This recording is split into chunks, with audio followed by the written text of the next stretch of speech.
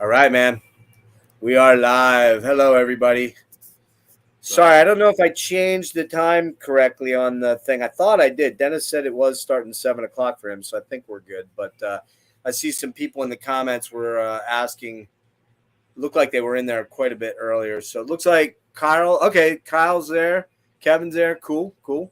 So we're back with a second edition of the what I originally called the '80s flashback, but I didn't really like that title. I don't know about you, dude. I kind of was like, kind of sounds stupid because it almost makes it sounds like we're going to start bringing on like Flashdance type shit or something like that, like yeah, which I guess wouldn't be terrible. I don't know, but anyway, so I kind of changed it to 80s and 90s overlooked hard rock metal gems. These are albums that Dennis and I kind of talk about a little bit behind the scenes and bands that we talk about that generally don't have super large catalogs. Most of them only have, 2, 3, 5 albums. We cheated a little bit today with Omen because Omen actually has, I think, 7 or 8, right? Yeah. 7 or 8 albums. And we chose the first 4 because from what I'm going by what Dennis said, the latter stuff isn't that great. And I think we wanted to kind of stay away from doing 8 or 9 albums because if we took on that many, it would just be like, why not just do a deep dive just on that band, that kind of thing. I was just thinking we're just focusing more on just like the 80s. If we're going to do like a 80s, we'll just do the 80s records. If we're going to do like a 90s band, we do the early 90s instead of like their, reunion record type. You got it. You got it, man. That's a great way of looking at it. Although we're cheating a little bit with one band tonight because they put an album out in 2018 after 29 years away, and it might actually be one of their best albums. So, I'm glad we did do that. But, so we're going to talk about 3 bands tonight. Dennis came to the plate with Omen, which I have to admit, I knew the name, and weirdly, I would have sworn until I went and did some research on it that one of the guitar players from Armored Saint, Jeff Duncan, I thought he played in this band, but it was Odin that he played in, not Omen. Oh. And that's another LA. It was another LA sort of power metal band. But I knew this band. I knew of Omen before. And it turns out when I pulled up my YouTube stuff to start looking into it and listening, I'm like, oh, I already listened to this band. And then it kind of clicked as I was listening. I was like, oh, yeah, I remember these guys. I really dug these guys. And I do think Devin might have kind of clued me in to check these guys out. So yeah, Omen was the one that Dennis brought, and then we both kind of agreed on Icon because we both really dig. Well, I know Dennis and I both love the first album. We'll find out what Dennis thinks of later stuff. I have a feeling I know on some of it. And then I brought Fifth Angel to the table. So we'll do a little bit of history on Omen real quick here. Formed in 1983 around the guitar playing of Kenny Powell, who used to play in Savage Grace, and the vocals of J.D. Kimball. They're a heavy traditional power metal as far as a genre reference. They've had a number of lineup changes. The first 3 albums, first 3 albums, they maintained the core of Steve Wittig on drums, Kenny Powell on guitars, J.D. Kimball on vocals, and I forget the other guys. Jody something, I believe, was the bass player. I didn't write that down. But anyways, they maintain that core, and I would say that those are the 3 strongest albums.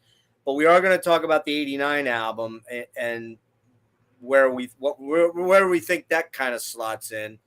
But anything to add on the Omen front there as far as history? Again, they've had, I think I counted 21 different members, and they had a long hiatus from, I believe it was 96 through 2018, 2016, somewhere in that range. And then Kenny Powell got the band back together. So other than that, you got anything on them, Dennis?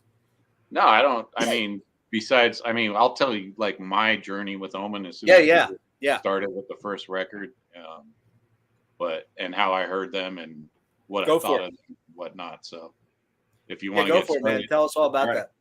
All right. So first time I heard Omen, I think my cousin had bought the record.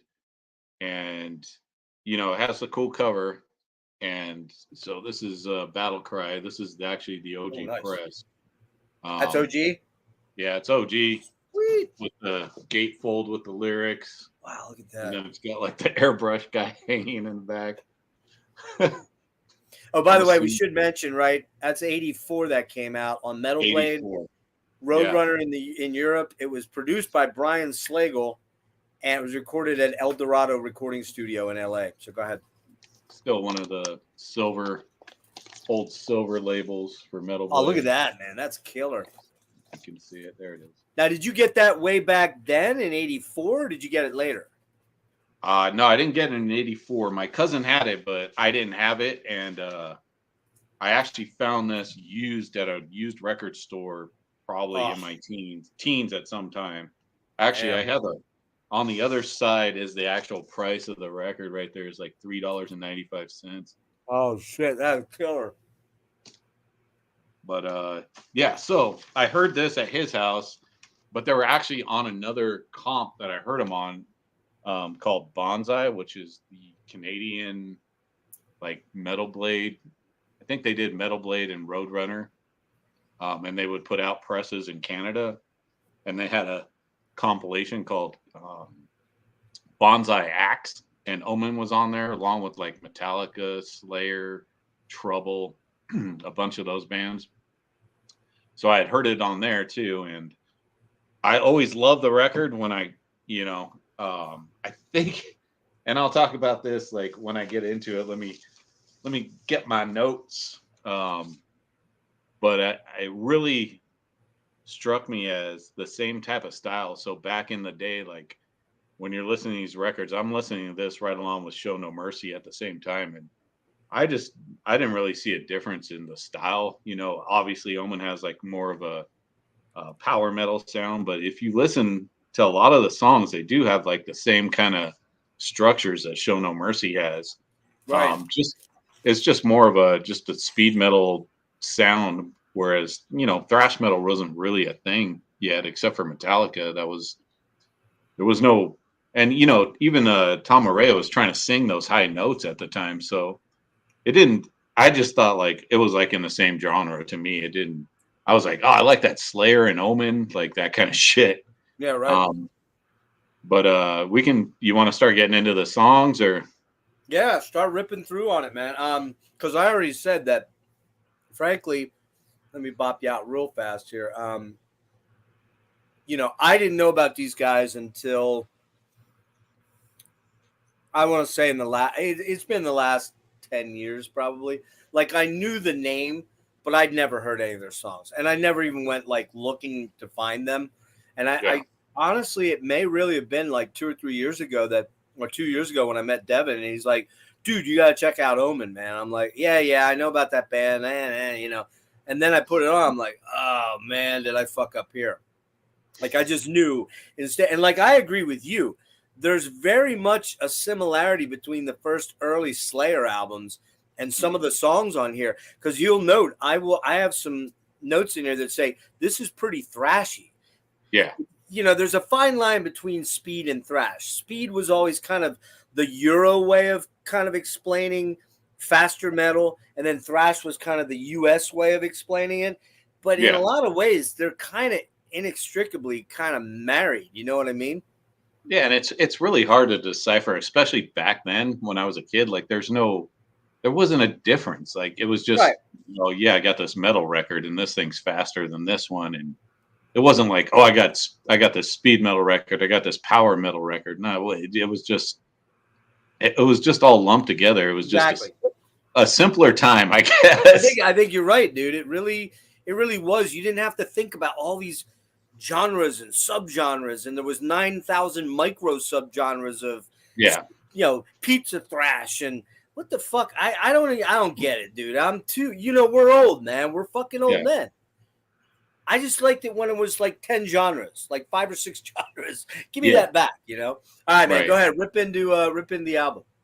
All right. So to me, like Battle Cry is like the epitome of like a record that's just like a fucking a piece that would go along with like a fucking Conan movie, or like if you're playing Dungeons and Dragons or something like that. Totally like is just the way that everything works with this record. It just marries into that whole thing. So I'll start with the songs. Death Rider, just a badass speed metal ripper. Once you hear that song, you can't get the damn fucking chorus out of your head. I was singing that for like 3 days. Death Rider. But yeah, man, just a ripper, galloping riffage. And the thing with this is it does have a lot of like, some new wave of British heavy metal influences on it, but it's, I don't know. It just doesn't sound like, I can't like say, oh, this sounds like Maiden, or it sounds like Praying Mantis or Holocaust or some band like that. They just have their own sound, I guess, at the time. I guess it's just American metal. And then the Axeman, probably my favorite song on here with the killer spoken intro. Just a fucking ripper, man. Yeah, if anybody's like, hey, man, you'd like heavy metal, or do you have any heavy metal? I just play this song, like US metal from '84. Last Rites. This one has kind of more of a new wave of British heavy metal, almost Maiden type attack. Just a badass song again. That's like more of a track. Gallows type of songs. Probably what the back is based on too. Dragon's Breath. A little darker vocals on this one. Great chorus. Heavy, epic song. Be My Wench. Kind of a funny song. Just, kind of cheesy. That's the track for me, big time. Yeah, I mean, but I get it. It's like, it's cheesy, but I mean, it fits. It fits in the whole scheme of the record. So, is it a speed metal love ballad? Would you say? I would say that. I mean, the whole record. I mean, you just look at the cover. You're getting some cheese when you buy this thing. So, I mean, it fits in with it. I don't think they were taking anything too seriously. Like I said, it could just be like a Dungeons and Dragons or fucking Conan record, honestly. Battle Cry, and fucking epic, fucking badass song. Oh, yeah. Super gritty. Almost has like a Man-O-War-ish type of sound to it, which I guess they were kind of at the same time doing their thing. When was Man-O-War's first album? Do you know? I don't honestly know. I want to say 80. It was either 82 or 83. Was it that early? Okay, I was thinking it was 86 or so. No, it was earlier than that. Shit, I can look it up. Oh, we'll look it up. I can look it up. You got a little bit of a Virgin Steel without the keyboards thing going on too, a little bit. Yeah. I'll look up. Die by the Blade. That's the one that reminds me of Die by the Sword. Straight up, early Maiden riffage, killer chorus, total Dungeons and Dragon worship on that song. 82. Okay, yeah, I was right. 80. I was thinking around there. Prince of Darkness. Love this one. That one again reminds me of early Slayer. Has those those riffs on the E string that are just open. That Slayer liked to do back in the day. Right. The chuggy. Yeah, but it's not. They're just like it's just an open chord. Bring Out the Beast, killer guitar, bass, riffage. Cheesy lyrics on that one. They're pretty funny. I should have wrote some down, but In the Arena, I like the intro, the acoustic intro. Mid-pace banger, totally epic, man. And again, this band reminds me of early Slayer, maybe even early Anthrax, Fate's Warning, Savage Grace. Yeah, dude, it's just a fucking epic record. Love it. It's probably one of the best metal records ever released. I gotta check out Savage Grace because that's where the guitar player came from, and I don't know them at all. Never. Oh shit! Really? Yeah, I know. All right, dude, I'm a fucking poser. You know that. Come on, man. I got no metal cred whatsoever. You said Virgin Steel. I know. But no, it's weird. Like some of those 80s bands, those early, proto power metal, whatever you want to go, US power metal bands, I caught some of them.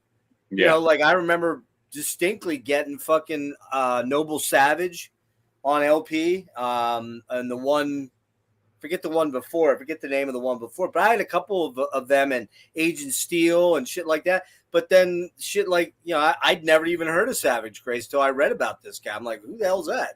So it's just, you know how it is, man. You were, because I was also a prog dude too. I was also a Rush head, and I couldn't focus. I couldn't buy everything. I had limited funds back then. I wasn't Ken from Ken's Death Metal Crypt and bought every fucking vinyl that ever was made in the world. You know what I mean? And I'm not ragging on Ken. I like Ken's a good dude. But I couldn't fucking do what he did. Or Alan with all the new British new wave of heavy metal. I just couldn't find all that shit, I'm a poser. Yeah. God damn it. I'm a pink panty wearing douche canoe poser. That's what I am. Douche canoe. All right, man. You want my thoughts on? Oh, what are you going to give that one? That's a 10 out of 10 banger for you? 10 out of 10. All right. I had a feeling. All right. Let's see what I've got here. Again, now given that I spun these about 3 times during the week, first 3 tracks, Death Rider, Axeman, Last Rites, those are the highlights right off the bat. They front loaded this thing like boom, boom, boom. Great songs, killer songs. Axeman especially is just, that one has that fucking chorus that gets in your head and you cannot get it out of your head. I will say that I do think overall in listening to this that J.D. Kimball was the weak link in the band because he was limited in his range. He couldn't, when he would try to go too high or try to be a screamer, he struggled, you know what I mean? But that's okay because he kind of knew his bandwidth and knew where to stay, you know what I mean? Yeah. He's solid, not exceptional, especially when he tries to go outside the confines of his mid-range howl. When he tries to go high, for screams, he's kind of cringy. Speaking of cringy, the song "Be My Wench" is fucking cringe from the title of the lyrics all the way through. But I get what you're saying in keeping with the artwork and kind of the whole metal warrior, warrior of the wasteland type fucking Mad Max sort of vibe of it. Even though this probably came out before Mad Max. When was Mad Max? Oh, Matt. Well, 84, 86? No, it was before that. That was like. Shit. Oh, was it? Was it in the 80s? Early 80s? Yeah, it was early 80s. I mean, Mad Max came out, I want to say 83, I think. Oh, you might be right. Yeah. I mean, Road Warrior came out, I think, in 84, so. Okay. Well, then this kind of is in keeping with that a little bit. Kind of like you said, Conan. It could be a soundtrack. Yeah. It's like a Robert E. Howard type of, those Conan books. And even so Die by the Blade and Prince of Darkness, man. Prince of Darkness, I love that one. That was probably my favorite track on there. Okay. Great guitar work. The production is typical 80s production, sort of muffled on the drum sound, kind of thin sounding guitars, but they work fine for this type of album and sound. Into the Arena has that really epic acoustic intro that's kind of been done a million times, but it always works with a song like this because you're like, yeah, it's going to be killer, man. Listen to that intro, Yeah. You're just like, yeah, it's going to rip. And that's a high point of the album for me. Very solid U.S. power, traditional metal, apparently one of the better thought of ones throughout the genre. And this is a band that I really didn't know a whole lot about until, like I said, 2 years ago, but I probably knew I knew the band name like quite a bit before that. And like I said, I was going to get into him because I thought that Jeff Duncan from Armored Saint was in. I'm like, wow, if Jeff Duncan was in, they got to be like Armored Saint, but not really. They're not like Armored Saint. I give that. I'm not going a 10 on it, dude, because JD's voice isn't like in my wheelhouse exactly, but I give it an 8.5 out of 10. It's a solid album, and one that, frankly, if I found these in a CD store for $10-12, I'd be all over them. If I found them in the used bin for $3, I'd be doubly all over them. You know what I mean? But now, does that mean I'm going to go hunting them down? No, there's other stuff in the queue before this, but they're definitely now in line with, depending on my situation going forward. Yeah, they're definitely something I'm going to be keeping an eye out for. So good one there, man. All right, so we got Warning of Danger. Comes out October 1985. Again on Metal Blade Roadrunner in Europe. Brian Slagle again, El Dorado Studios. Same stuff. You got that one there, and we'll blow you up here. Yeah. There we go. Is that the one with the extra songs on it, right? Reissue? I think that's on the Curse, has those extra songs. Oh, is it? Yeah. I thought they put a couple on that one too. I don't think so. No, this doesn't have any extra songs on it. Okay. Oh wait, there is a bonus track. It's just Termination though. It might be a live track. It just has one extra song on it. Mm-hmm. Yeah. Warning. Look at that cover, man. What is that? It's a giant snake. I was looking at this cover the other day. So, it's kind of a strange looking. Hey, Ben's in the chat. What's up, dude?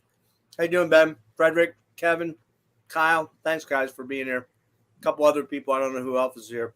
Yeah, I love that cover, man. It's cheesy as hell, but it looks cool as fuck. Yeah, it's like that's a great silkscreen image for a shirt. Yeah, it's like a airbrush, but again, it's one of those covers where like the snake is giant and there's got like little skulls. So I'm like, is this a giant snake or is this just like proportion? Bad perspective job by the artist. Yeah, which is awesome because that's like, again, it makes these records so much. Well, that's so metal, right? That's what they did. It's like, yeah, man, here's what we're gonna do. We're gonna get a great big king cobra on the front, and then in the background you're gonna see these tiny skulls, and everything's not gonna look like to scale at all. And the snake looks like he's made of like metal or something. Like he's like a metallic king cobra. Yeah, I love it. It's pretty badass. Yeah. So this record, for me, I think the production is better on this record. Sounds more thought out as far as like the song structures go. Warning of Danger kind of picks up where Battle Cry leaves off. Again, I said cleaner production, epic track, but it has more of a power metal arrangement. It's not just, again, it seems like they just spent more time on these songs to me. Yep, I agree. March On, more of a traditional metal attack. This one reminds me kind of like a Twisted Sister track almost, but more of more metal Twisted Sister song. Ruby Eyes of the Serpent. That's a fucking pretty killer, almost technical banger. I love that song. Don't Fear the Night. Really good chorus on Ruby. I like the intro on that. The riffing on that. Vocals are great on this track. I like his vocals on this track a lot. Much better on this album than the first album for me. VPP, just a fucking insane riff fest. Oh, so good. Probably my favorite track. That's just badass. Premonition, killer intro keyboards, right into fucking Termination, my favorite fucking track on the song. Obviously about the Terminator, just full on speed metal attack. Fucking Cyborg Lust. Oh, yeah, Cyborg. That's killer, dude. That one's killer. Absolutely. Make Me Your King, heavy as fuck. Total, like almost like an early Sabotage jam. Has a Sabotage Trouble feel to it. Red Horizon, more early Maiden sounding, like the early Maiden, but kind of a weaker track for me. I didn't really like that one that much. Hell's Gate's a good closer. Just epic US power metal and great arrangements on that track. So yeah, for me, just super great follow-up for me on this record. Takes to me it takes up where the first one, where Battle Cry leaves off, and then they just made, I think more memorable songs, where the first one was more of an experience. Like it's almost like I don't want to say it's like a concept album, but it almost is, whereas this one's just more different songs, varied. They're not all about battle lands and shit like that. So fucking killer record, love it. I'm gonna give that a 8.5 out of 10. There we go. We're already starting. We're gonna be on the same wavelength on this one. So for me, the thing I think maybe you were trying to say, I'll say this way. I think the quality of the compositions are much better on this album. Mm-hmm. They're more fleshed out. They're more they're not so linear. They've got a lot more dynamics to them, I think, in terms of what they're trying to do. I also think that JD's vocals are a big step up on this one. Oh, yeah.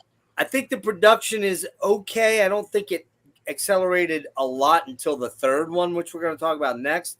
That's where I noticed a massive jump in production, and we'll talk about why.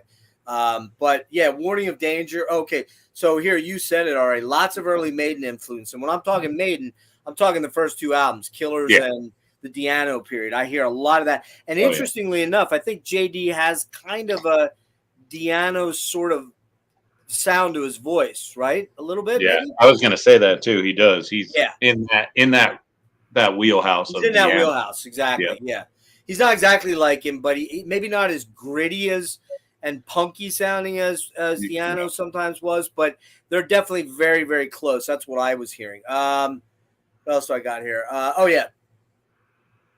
Early Maiden influence, especially in the guitar and bass interplay on this one. JD's vocals are a little more epic and histrionic, although I think I like – it's weird. I think I like them better on the first album. I'm not sure why I said that because that might have been left in there from a different note. But anyways,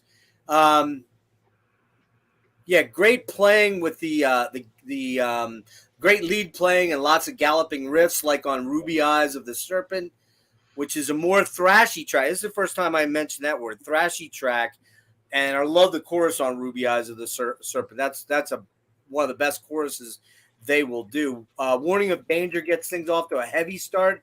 Ruby Eyes is a ripper, but also shows off JD's limitations a little bit as a singer overall because he tries to do that Di'Anno scream and he falls a little flat on it. That's probably my criticism of JD on this album. That's a high point on the album for me, Ruby Eyes.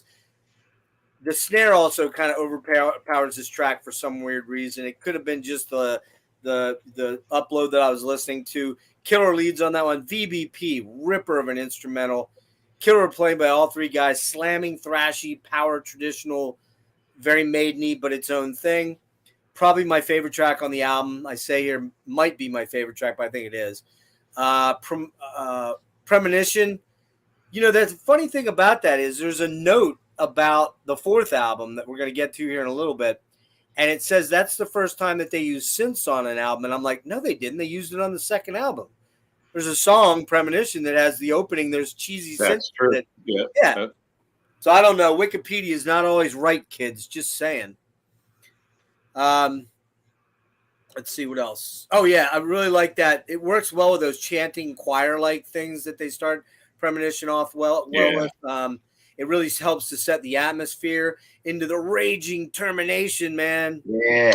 Great fucking song. Red Horizon is pretty raging. Thrashy as far as speedy power metal goes. And Hell's Gate is kind of like the epic proggy closer, which is solid, but not how I think I would have ended it, quite frankly. I think I'd have ended it with Termination. That song would have just been a banger to close the album out, right? True. So yeah, I like JD's vocals a little better on the first album, but think the compositions are considerably better on this album overall. That's an 8.5 out of 10 for me for sure. So far, I've got 2 8.5s. You got a 10 and an 8.5, which is cool. So, all right, we're on to the third album, which is called The Curse, 1986, Metal Blade. Bill Metoyer was the producer, and that's it. That's a significant thing there. Bill Metoyer has done a lot of thrash bands and was what I would call a big name producer for them. And it was done in many different studios in California. So you got that one? Yeah. All right. And this one is that now it's a full-on metal Cobra hood. And I'm telling you, that's a badass album cover, man. It is. Look at the guys, though. Oh, look at him, man. Look at. Let me see that, man. Hold on. Let me get. Oh, yeah, man. Everybody has curly hair except for, I think that's Powell, the guy with his hands on his hips, right? Wait, they all have their hands on their hips. Yeah. It doesn't say who's who on this, but. I think he's third guy from the left, the brown hair guy. Yeah. But, yeah, you could tell, like, they're not trying to, like, have any kind of image. Mm-hmm. It's got, like, the cool fucking, like, collage in the inside. Oh, wow. So now, is that a reissue or the OG? Nah, all these are OG presses. I don't have any reissues. I should know talking to you. It's got to be OG or nothing.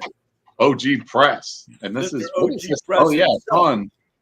This is on. You know what's weird about this record? It's on. I thought this was on Metal Blade, but I mean it is, but it says Blade Records, which is weird. I've never seen that on a record. So that's weird. Blade Records. It's the Metal Blade logo, but it just says Blade. And then here's the thing. That third album is when they got major distribution through Capitol. Yeah, maybe that's it. Because that doesn't explain that. It just says Blade. Blade, and well, it says Metal Blade on the back, but on the actual vinyl it says Blade, and then it has the Enigma symbol on the other. Oh yeah, the Enigma label was were they an imprint of? That was who Stryper was on, Enigma. Yeah, I think they just distributed it. But I don't know that I wouldn't know. That'd be a Brian Slagle question right there. Yeah, Bill Matoyer. Yep. But yeah, fuck, man. This album, I think, is a little bit underappreciated. I don't hear a lot of people talk about this record, honestly. I agree, dude. Just fucking The Curse, man. I love that song. Just, and now the lyrics to me, I can hear, like, especially in this song, I can hear like what they're talking about, and like, like the curse, the werewolf, silver bullet's not going to help you. Just a badass. The bass in this is badass. Just a ripper, man. Kill on Sight, another fucking speed metal fucking banger. Great track. Yeah, it's got a killer heavy breakdown. This album I will reference it just, and I don't know if you're familiar with the band Hollow's Eve, but I hear a lot of Hollow's Eve like in this later period of them. Well, 85. Mm-hmm. Yeah, you're right. It does have that kind of vibe to it. Yeah, darker. This is darker, man. This album's darker than the other two. And then Holy Martyr starts out with his bass. It fucking sounds like fucking Megadeth, dude. I was like, this sounds like a Megadeth track. That's the track on this album for me. Yeah, dude. I love that song. Killer U.S. power metal. I put on here. I think he's a little out of his vocal range on this song. Yes. Sounds like it was maybe meant for like almost like a Queensryche type of song, but he just didn't have the vocals for it. Yeah. Eye of the Storm, killer track. Kind of a mix between, again, with Queensryche and Candlemass, almost a doomy sound. Dude, I gotta interject. I gotta read you my note from that song, because you're gonna shit when you hear this. All right. Holy Martyr is a killer track. Great guitar work throughout on this. I'm sorry. Eye of the Storm is darker, doomier track. You could say as a ballad, and during the acoustic section, they completely rip off a section of Lady Wore Black from Queensryche. Do you hear that in there? It's fucking note for note, and it's almost the vocal line. It's right there. Lady Wore Black. It's the part where he goes, I sat with Satan together in silence. It's right there. Go listen to it. You'll hear it right away, man. I heard it. I mean, I heard Queensryche automatically. Yep. SRB, the instrumental, fucking just a killer fucking jamming. Man. These instrumentals on these are fucking amazing. Teeth of the Hydra, just a straight up mid-paced galloping fucking 80s. Has more of an 80s Maiden sound to it. Touch of the Reich. At all cost, all out banger. His vocals were almost like a mix of Diano with Dickinson on this song. Destiny, solid banger, good metal track. Bounty Hunter, man, I love this shit. Cool intro with the Bounty Hunter talking. It's a heavy mid-pace stomper, killer track. Kind of reminds me of the band Pile Driver on this one. Just the acoustic outro on that one. Just a killer fucking record. 9 out of 10 for me on this one. I love this record. Yeah, we just did it again. We weren't the same on the first one. But we are on this one. This is my favorite of theirs, no question. It's darker, it's a little doomier, it's a little slower, but not that much slower. And the tracks that are fast are maybe a little faster than the ones that were on the albums before. But they have a little more dynamics. There's a little more dynamics in what's going on with the songs and whatnot. So production, massive jump up with Bill Metoyer. Yeah, Bill Metoyer did Tourniquet, he did Slayer, he did fucking Trouble.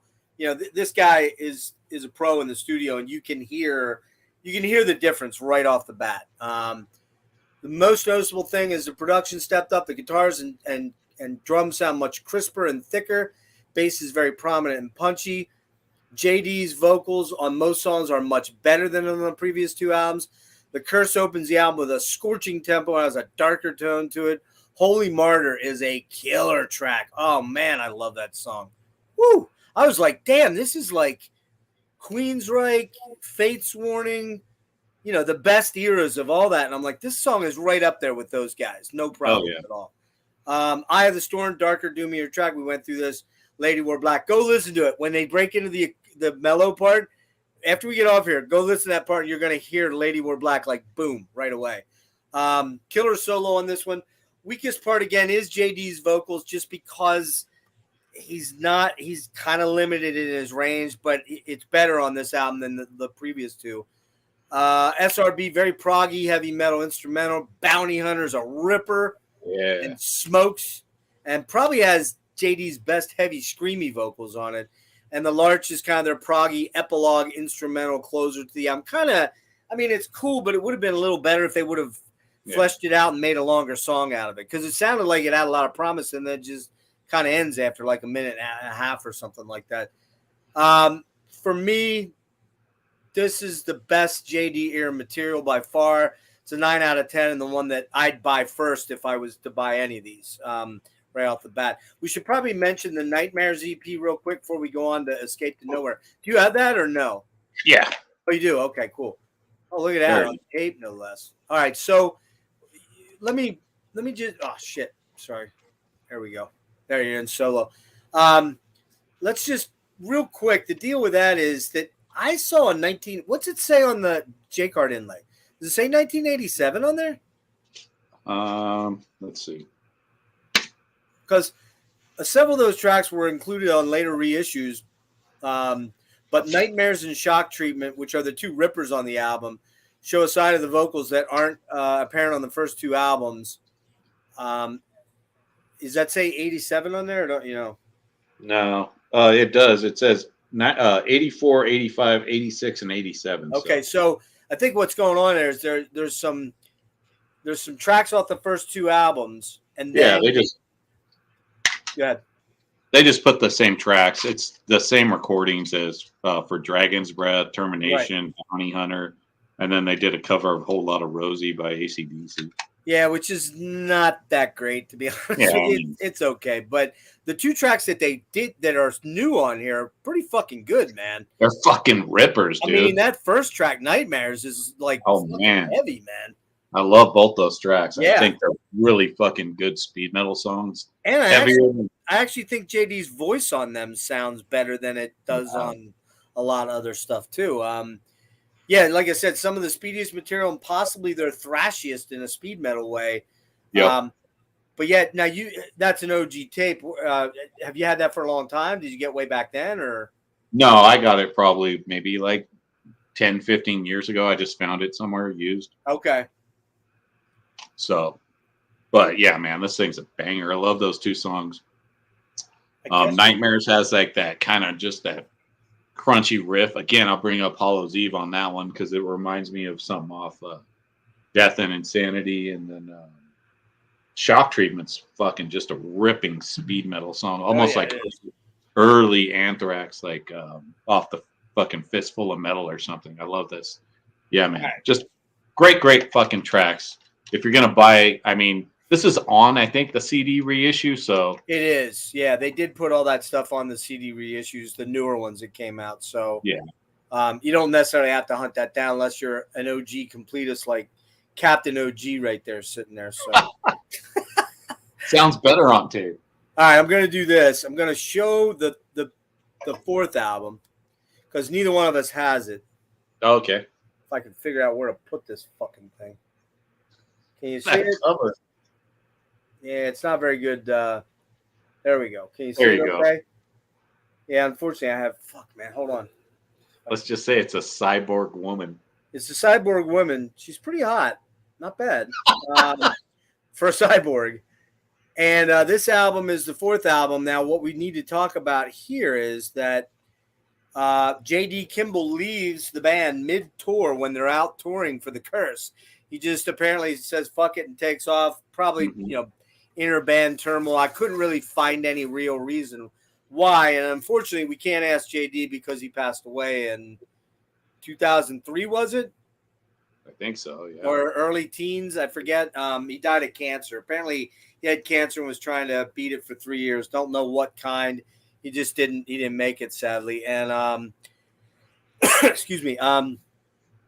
So they brought in this guy named Coburn Farr, who had sang for a couple of LA bands prior to. I didn't look up who they were, but the one band I kind of remember, something with was it Pilots or something like that, or I can't remember. Anyways, I didn't write that down. I didn't think it was that important. But Escape to Nowhere comes out 10/31/88.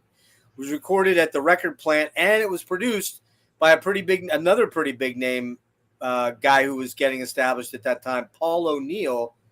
Who, if you don't know who Paul O'Neill is, and you don't know about Sabotage or Trans-Siberian, because he's the guy behind Trans-Siberian, and he's also the guy behind a lot of the most famous Sabotage albums as far as production and songwriting. So they bring in this Coburn Farr, added after Kimball leaves mid-tour, The Curse. Also drummer Steve Wittig, who is on this album. All his tracking was done, but I don't know why he left, but he split or was fired or something went down, and they brought a guy named Cam. Man, I'm going to butcher this last name. Dagenalt, something like that. He's not on the album. In fact, he toured with them, but he never played on an album because after this album, they kind of go into hibernation for a while. Major change in sound with Coburn on vocals. He has a much higher and raspier voice, but can sing mellower without the rasp. He's kind of a weird mix of Brian Johnson, Stephen Pearcy, Jeff Keith from Tesla, and Jason McMaster from Dangerous Toys. That's who I kept hearing, all four of those voices. Mostly Jeff Keith with Brian Johnson, though. Weird. You hear that, or am I just... I mean, his voice is very unique, honestly. I think he has a lot of different ranges and different techniques he uses. I mean, he's a great singer, dude.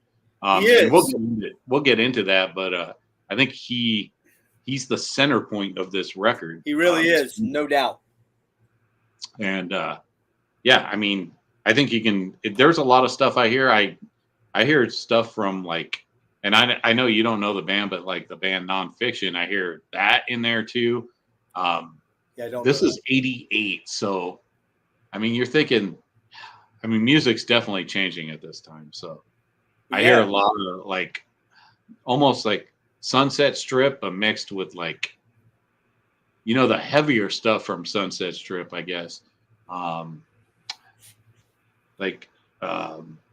Fucking love-hate type stuff. I don't know who that. Yeah, Jizzy Pearl. There's a little bit of that in there. Yeah, it's just it just has this kind of almost. He can do like all this stuff, but it doesn't.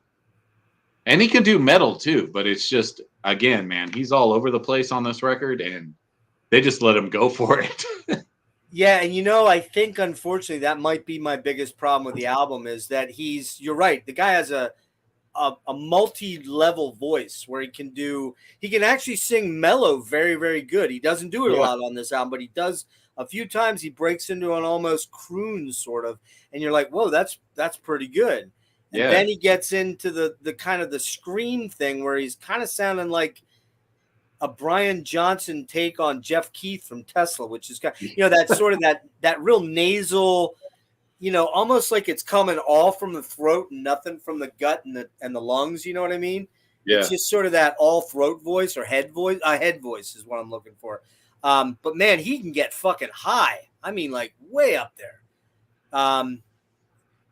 Yeah, so it's a much more polished affair, but it's a lot slower in tempo, though. Dennis, do you agree? Oh yeah, like that's all the other the guy. songs start out and they're mid-tempo, and they kind of build some of them, and then some of them they don't really super build. Weird, dude. It's a weird fucking record. Eric Wagner, that was the other guy I was thinking of that he sounds like. The guy from Who's Trouble. that? Eric Wagner from Trouble. Oh yeah, Trouble. Right. Yeah, he's got that head nasal voice that which I love Wagner. Don't get me wrong. Yeah. But Eric kind of stays in his lane.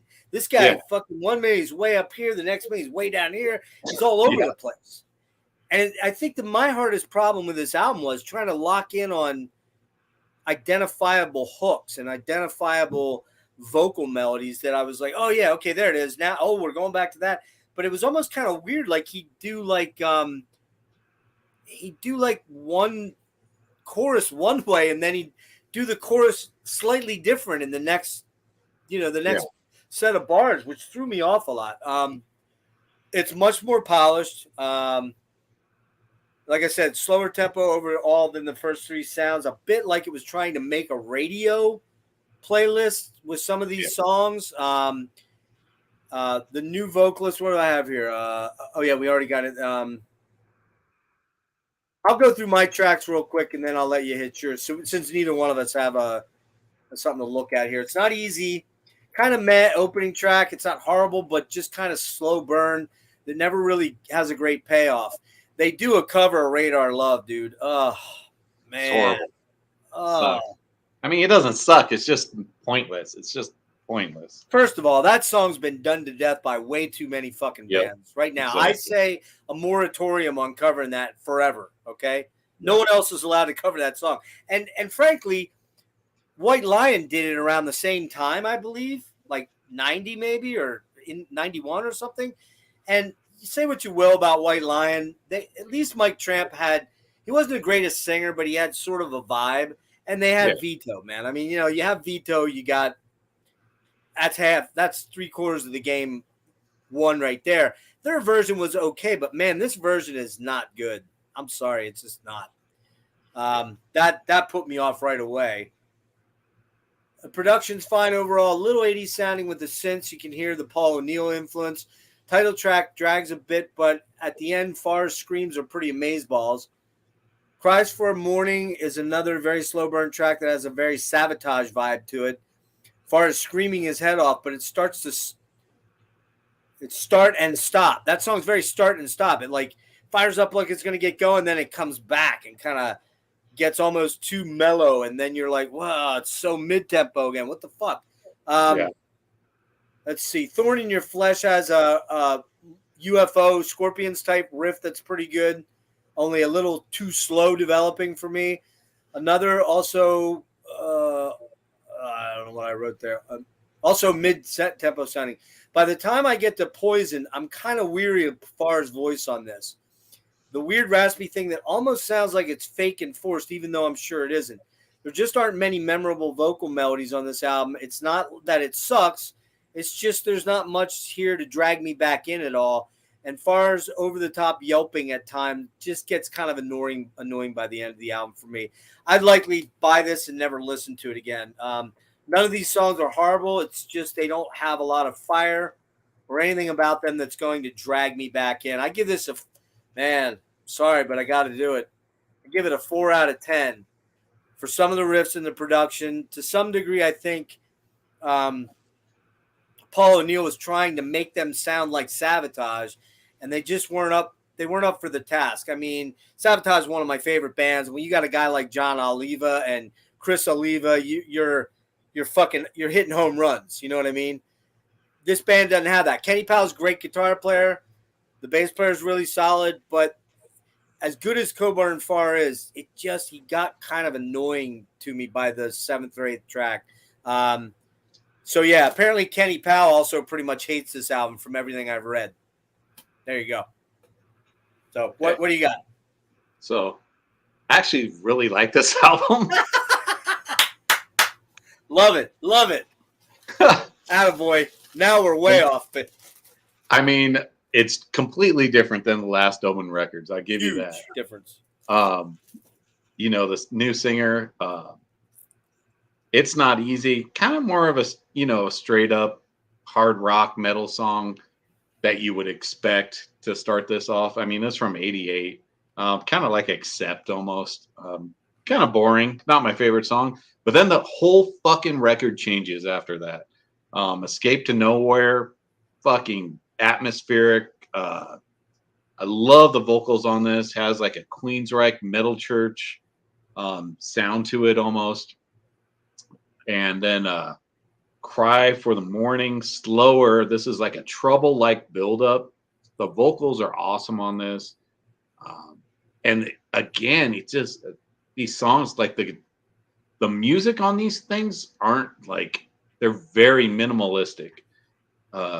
You could say just like, you could just hear like stuff in the background. Like the guitars are just almost non-distortion almost, but it's so, I mean, you're just, it draws you in. It draws me in anyways. I like this kind of the style on this. Not a lot of people were doing this kind of thing in '88. So true. It's just, I don't know, man. Thorn in Your Flesh. I have a question for what you said there. Yeah. So when you said about the guitars, how did you phrase that again? They're just, it almost sounds like no distortion. It's like, well, here's what I noticed on this. There's a lot, it's a more minimal approach to the guitars. Yeah. It's not a bunch of layered, double track, triple tracked. You know, he seems like he scaled a lot of the guitar back on this album. I guess because they added keyboards. I think that's the only thing I can think of. And the keyboards on here aren't overwhelming. They're not like they became Saga or something like that. It's not what's going on. But I agree with you on that front. But that's kind of what I didn't like about it, because it almost felt like it lost a lot of its balls that it had in the first three albums. You know what I mean? Right. And I'm not even counting those. I'm not comparing it to those three albums. Yeah. I'm just comparing it to this record and what they sound like. And I like this kind of style. So I like this record because I like this kind of music. So I'm not trying to say like, oh yeah, the first like, I got you. Three are like way, I mean, they're almost like a different genre compared to this. It almost feels like a different band in a weird way. Yeah, exactly. Yeah. This feels almost like a band in the late '80s trying to like find their, you know, where they're going to be. And maybe a new voice, a new voice. Cause it's definitely not grungy or anything. Cause no, it's not grungy. And it's definitely, it's metal, but it's not, I don't know, man. Like I said, I can only compare it to like the self-titled Trouble record, where it was like, this kind of minimalistic, mid-paced kind of, but atmospheric, very atmospheric. Yeah, it's very atmospheric. I'll give you that. There's a lot more dynamics going on that way. I think the other bands that were kind of coming up around this time too, Dennis, that were very different, you know, because again, hair metal is dying at this point. Hair metal is in its last gasp, right?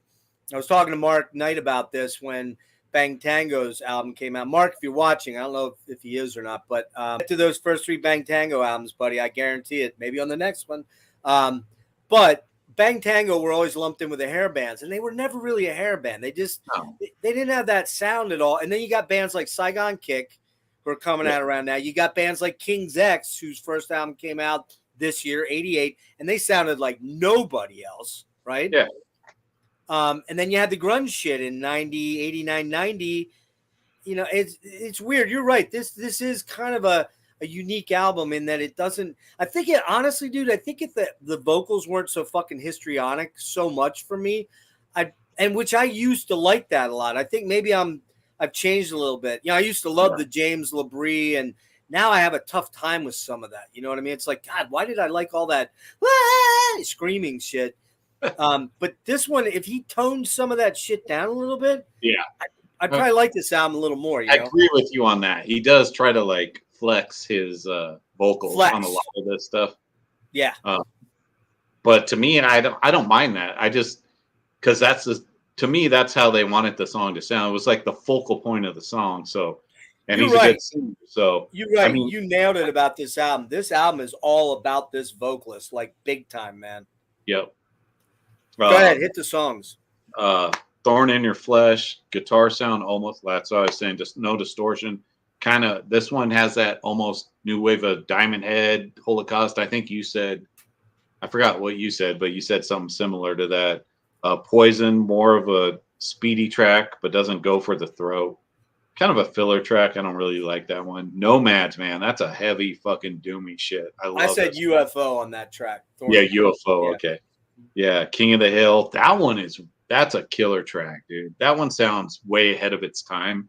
I didn't know that one. I must by that time just gotten sick of his voice. That's the one to me that just his vocals are different on that one, and it sounds like check it out. Stuff like from the early 90s that hadn't come out yet. So No Way Out, that's more of a straightforward like metal track.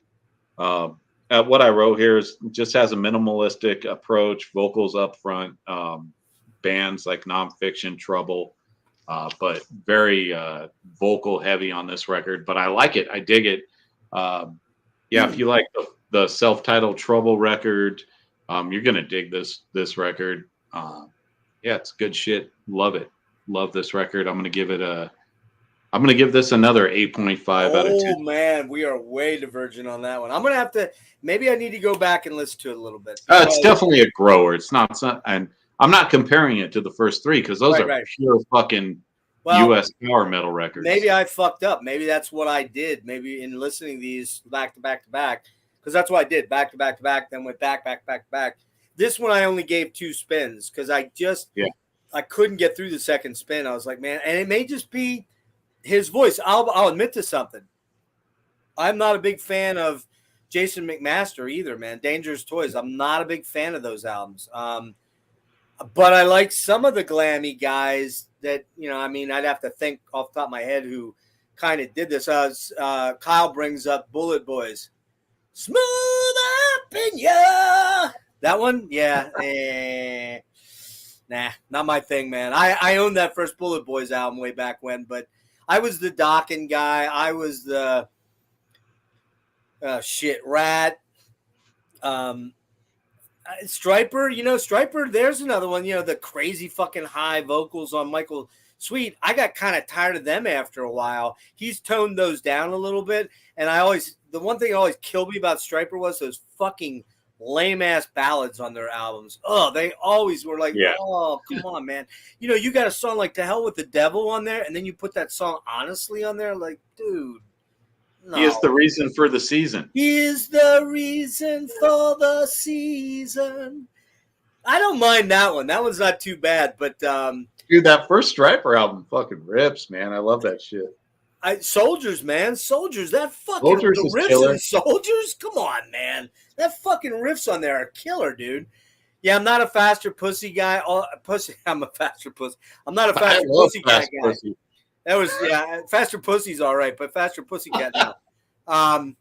Never was a big freaking fan of. I like the Watchtower stuff. I like Jason McMaster on Watchtower. I'll give you that. I'm kind of blanking on stuff because I'm kind of focused in on this right now. But and I will tell you, there's 2 fucking amazing vocalists coming up in these 2 bands that we're about to hit on. But yeah, I'm gonna go give that one another shot. But I mean, for sure, Dennis. I think Devin was the one that got me to check these guys out about 1.5 years, 2 years ago. But now you got me going, I gotta own some of this stuff. If all things work out and I suddenly miraculously get better and have a lot of years ahead of me, I gotta own these. There's just at least those first 3 I gotta have. There's no doubt. So you're gonna love that last one. I guarantee it. You think it's a grower, not a shower? It is a grower. They're really good songs. I like the structures. I like the vocals. I mean, again, it's not the first 3 Omen records. Guaranteed, it's not U.S. power metal, but it's metal and it's unique. Hey, let's say hi to Adriel. Is that it? Adriel Lobo. What's up, dude? Brazil in the house. Yeah, man. Cool, man. Good to have you, brother. Thanks for being here. I don't know how you found me, but it's pretty cool that you did. I know I started posting stuff to by the way, just as a quick aside, I fired up. I stayed away from Facebook for years and years and years. And even a month or two ago, Dennis hit me up on my personal Facebook page for a friend request. I'm like, dude, I don't do the Facebook thing. The only reason I have it is to watch the singer Fish from the Scottish, or from Marillion, the Scottish singer Fish. I watch his shit on Facebook Live. And that's the only reason I used it. All the stuff that's posted on there, if you can look at my, I don't know, did you ever look over my page at all, Dennis? Because there's some videos of me playing guitar on there. I know. No, I didn't. I just your name popped up in my like algorithm. I guess you couldn't, if I didn't friend you, you couldn't get on there, right? I don't know. I don't know that shit. Well, honestly. Check it out, man, because I did accept your friend request. Go on there. You'll see me actually jamming, dude. They're the only videos of me showing me playing. And I got to be honest with you, there's some pretty smoking guitar playing on there. And I had just gotten out of surgery 7 days before when this little nightmare happened. You see that? Yeah. So my finger was shortened by 1/2 of an inch right there, almost. And that you'll see when you go on there, you'll check it out. It's pretty. I watch those videos back. I'm like, damn, I fucking rip it on there, man. That's pretty good. 10 days after surgery. But yeah, I started up a separate Facebook page for Gas Masks and Hand Grenades. So everything that gets posted in my Instagram will go there. Eventually, when I figure out how to do it, because I'm stupid, because Serge pointed out today that I posted on Metal Madness 66 Instagram and it went to my personal page. So I got to figure that out there. I got to switch it up. And then, so anything that's going on with the channel is going to start going on there. And anybody that wants to join me over there is cool, because we'll do things like polls and ask, like what bands you want to hear us talk about on this, series that Dennis and I are going to try to do once a month, once every 3-4 weeks. And we're going to throw some band names at you tonight and get your, there's 8 of you watching. There was 11 at one point. We'll get your ideas on that. But we ready to move on to the next band, Dennis? Yeah, I'm really ready. Are you? Awesome, dude. I know this first album for you and me. And I got to tell you, I hadn't listened to this in a long time, dude. Man, what a banger of an album that first album is. Holy shit. Yep. So we're going to talk about Icon, the band Icon, which they are from Phoenix, Arizona originally. They were called the Schoolboys. They were originally formed with Stephen Clifford on vocals, Dan Wexler on guitars, Tracy Wallach on bass, and they originally had a different guitarist and drummer when they were the Schoolboys. And eventually when they did some demos, they got noticed by Capitol. Capitol Records signed them to a deal. And then the 2 guys that were with them originally were replaced by John Aquilino on guitars and Pat Dixon on drums. And so the very first album, which I know Dennis has on LP form, and I'll let him show this because he's jonesing to show this, man. Look at that. Look at that. Love that artwork, man. Yeah. I love that artwork. And there are shirts out there of this dude. I've seen them. I haven't seen them lately posted anywhere, but dude, when I find a fucking Icon shirt, it's mine. Now look at those handsome young ladies right there. I'm sorry. I mean, those handsome young men. I'm sorry. I goofed that up.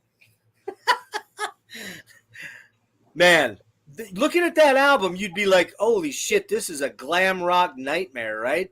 Oh, no. What? No. Dude, nope. Remember, this is 84. There's no glam rock. Like, you don't know what the fuck. When did Poison? I mean, you have Rat, Motley Crue, and shit like that, but it's not considered glam rock at the time. But when did the first Poison album come out? Look what the Cat Dragged in. Wasn't that 80?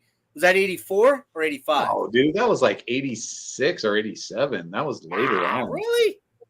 It's gotta be, man. That was 84. You barely had Rat and Motley Crue out at that time. Well, don't forget that. That's true, because you had like the new wave of British heavy metal was still ruling at that point in time for the most part. You had the early Priest albums, well, not the early Priest albums, but the mid-period Priest with, shit like Defenders of the Faith, and you had Maiden with, Number of the Beast and Power Slave and stuff like that. But then you had, dude, they were wearing a lot of makeup on the back of that album. Come on. Yeah. But it does. Right. It totally defies What's the Oracle say about glam rock? Poison came, Jesus, 86? Poison. Oh, so it was 86 then. Okay. I mean, they formed in 83. Look what the cat dragged in came out in 86. It was 86. Okay, summer of 86. I remember. I have to fess up here. I owned that album. Just that album. That was the only one I bought. Yeah. And everybody was like, "Hey, which chick in there is like the one that puts out? Which is the hot chick?" And it was always Cece, of course. I mean, Cece was the pretty one. Hey, Frederick, you're about to get banned. Just letting you know. Poison is Jeff's favorite band. Yeah, nice, Adriel. Nice, man. We're gonna get into Icon right now, and we're getting into it. There it is, right there. All right, so I want to show one quick thing before you go on the album. Right. I want to show my copy, which is kind of a special copy. In fact, my copy is super special because they fucked up. So in 2000, I learned. I don't remember where. It might have been very early internet access because that's around the time I had it. But a French label called Axe Killers put out. They remastered and put out the first two Icon albums, the Icon Debut and Night of the Crime. And the cool thing about these was, first of all, they came with nice, big, thick booklets on, with the lyrics and a little bit of write-up and, a nice little write-up. Not huge, just, oh, shit, I can never know where the fucking... So it's got a nice little write-up here in the beginning and then the lyrics in here and all the album credits. And then it's got a slipcase, right, which is always cool. We always like slipcases as nerdy collectors. It's also got the cool Icon album cover there. But what's really cool about this is they were limited to 2,000 copies, okay? But what's weird about mine is, and I ordered this and Night of the Crime at the same time, and they were shipped over from France. It was not in a U.S. distro. Had to get it from wherever this Axe Killers website was. Don't even know if they're still around. I think they might be. But look at this. So first of all, there's the little Axe Killer logo, right? And then here's the weird thing about this one. I think I showed you this, Dennis. There is a little white box down there. See that? That is where the numbered version of this is supposed to be stamped.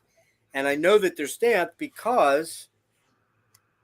if you look at this one for Night of the Crime, look at that. See it? Stamped with number 949 was my copy of that one.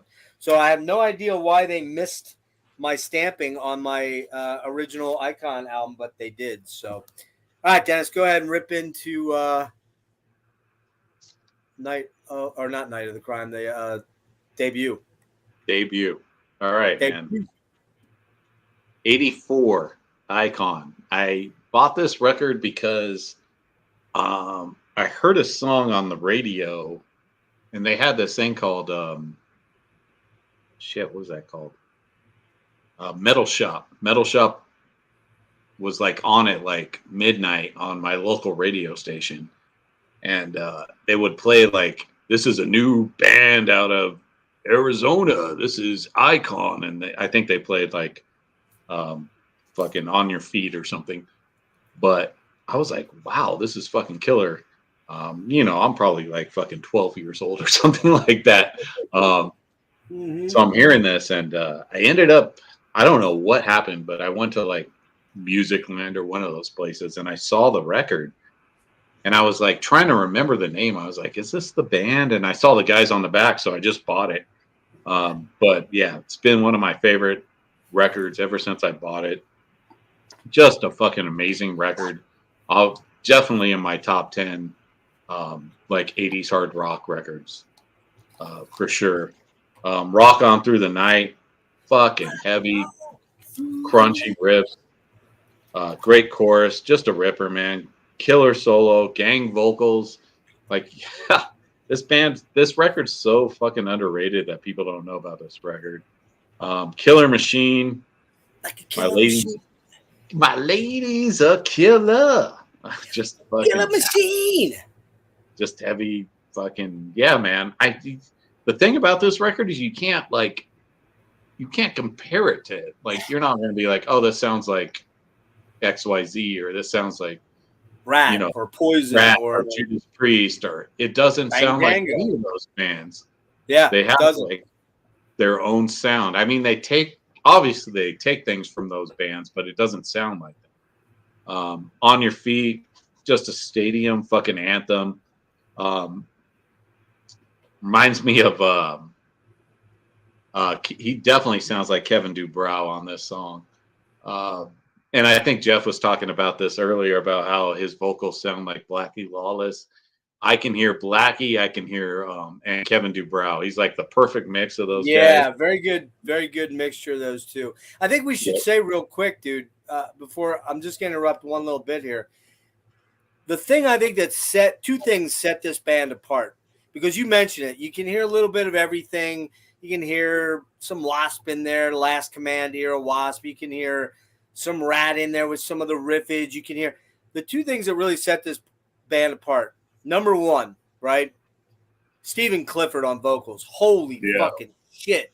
This dude has a set of monster fucking pipes, number one.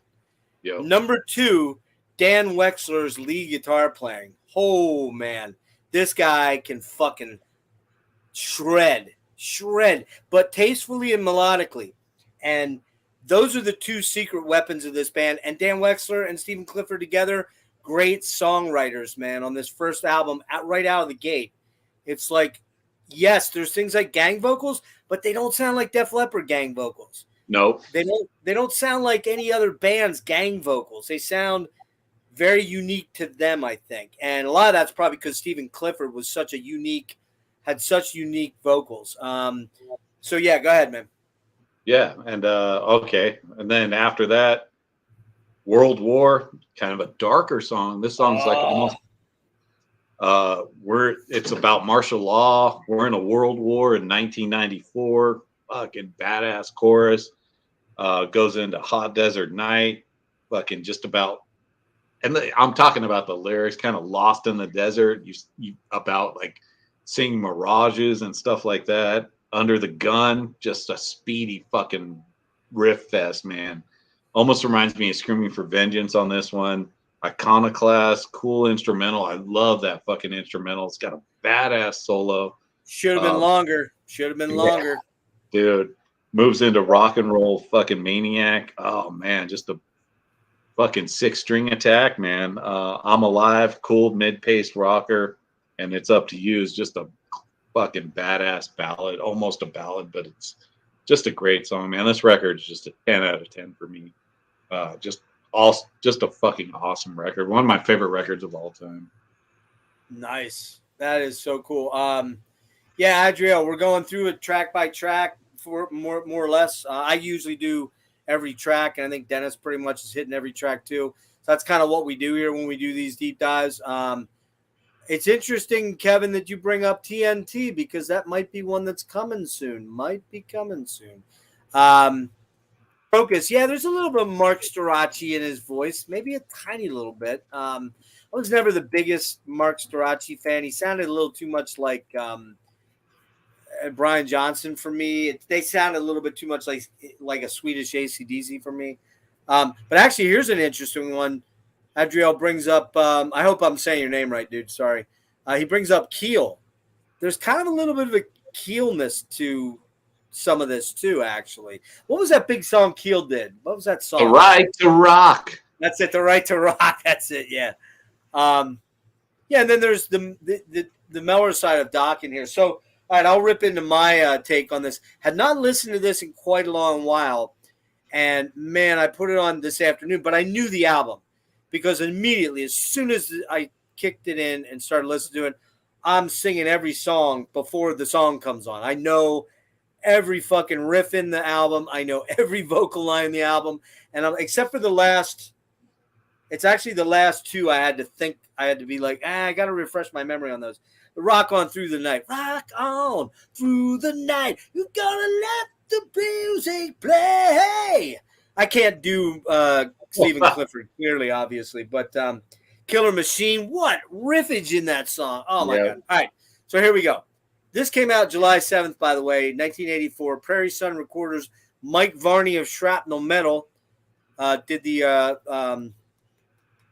production, or was the producer of it, and it came out on Capitol Records. So they didn't actually go through Shrapnel like the next band we're going to talk about, who does go through Shrapnel initially. But kicks in with Rock On Through the Night. Sounds like a heavier Def Leppard, but not sugary sweet. Way more menacing and dark.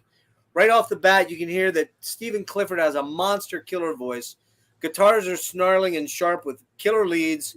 And then we get into Killer Machine. Rips in next, chugging with an awesome fucking hook. The gang vocals and harmonies are awesome. And again, Clifford is just a monster on this. On Your Feet has blistering solos, despite the lyrical content being kind of your typical 80s rah-rah party sort of lyric type stuff. Going to a concert, everyone on their feet. You know, it's the one that I guess when they're doing their live shows, they're getting everybody to, you know, get up and do their thing.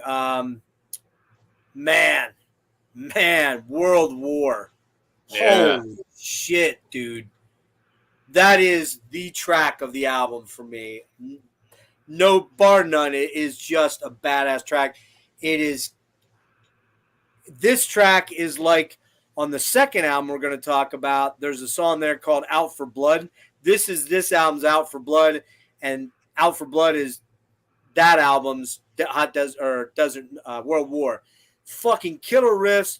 Vocals are massive. The part where he sings, "When I look up to the sky, da, da, da, da, da, da, da, we're in a world war, fighting for our lives." So fucking good, man. They're massive. The vocals are massive. That chorus, just the pre-chorus and chorus, smokes, man. It just smokes. And that's followed by probably my second favorite song on their Hot Desert Night. Man, Clifford sounds like Blackie on this. This song in particular, he sounds so much like Blackie. It's eerie how much he sounds like it, because this song could have easily been on The Last Command. Another badass track. The guitars are just killer. The opening guitar sequence for Under the Gun. Oh, that opening guitar sequence for that song just smokes, man. The song itself kind of is a slight letdown to that guitar sequence, but it's still fucking killer. It's still a 9 out of 10 on that one. Let's see, what else do I got here? The lyrics are kind of typical 80s stuff, but, you know, just the guitars and the vocals are amazing. Iconoclast is a really epic short instrumental with so many killer guitar ideas. It could have gone on for 3 or 4 minutes for me easily. That could have been a 4 or 5, 3-4 minute song for me easily, instrumental. The guitarists in Icon, Wexler and Aquilina, are just stellar, and they are, man. They're killer guitar players. What do we got here? Rock and Roll Maniac is probably my least favorite track on the album, but it still smokes, mainly because Clifford's voice is so goddamn good. But yeah, it's probably their most Def Leppard-like song, and kind of for me, it's probably the weak track. Although live, I would imagine it's probably cool. I'm Alive is a really cool heavy rocker. Not the strongest song. And then I got to be honest with you, dude, the ballad at the end, that's the one song that kind of leaves me a little cold on the album. I would not have put that there. I would have put Hot Desert Night or World War as a closer. The album would have just been balls right there, man. I mean, just forget it. But I still like the song. I just don't probably like it as much as you. My only major gripe on the album about the album is production choices, especially the drums. They just have that snappy 80s hollow, echoey sort of vibe to them, and I don't love the drum sound on this album. The guitars are, very 80s, the tones, and they're heavily processed, but I totally dig it on this album because the playing is just that fucking good. The guitar playing on this album is fucking amazing, man. It's so good. I'm going to give it a 9.5 out of 10, only for the ending 2 tracks and the production. That's where I come in at it. So, yeah. Right. So, man, we got off to a banging start there. And let's see if anybody's got some comments that we want to check out. Let's see what time we got, dude. Oh, we're moving good, man. We're moving real good on time. Yeah.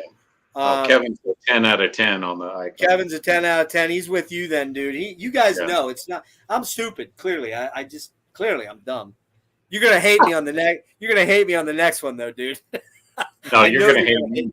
Oh, I'm gonna hate you. You're right. That's probably right.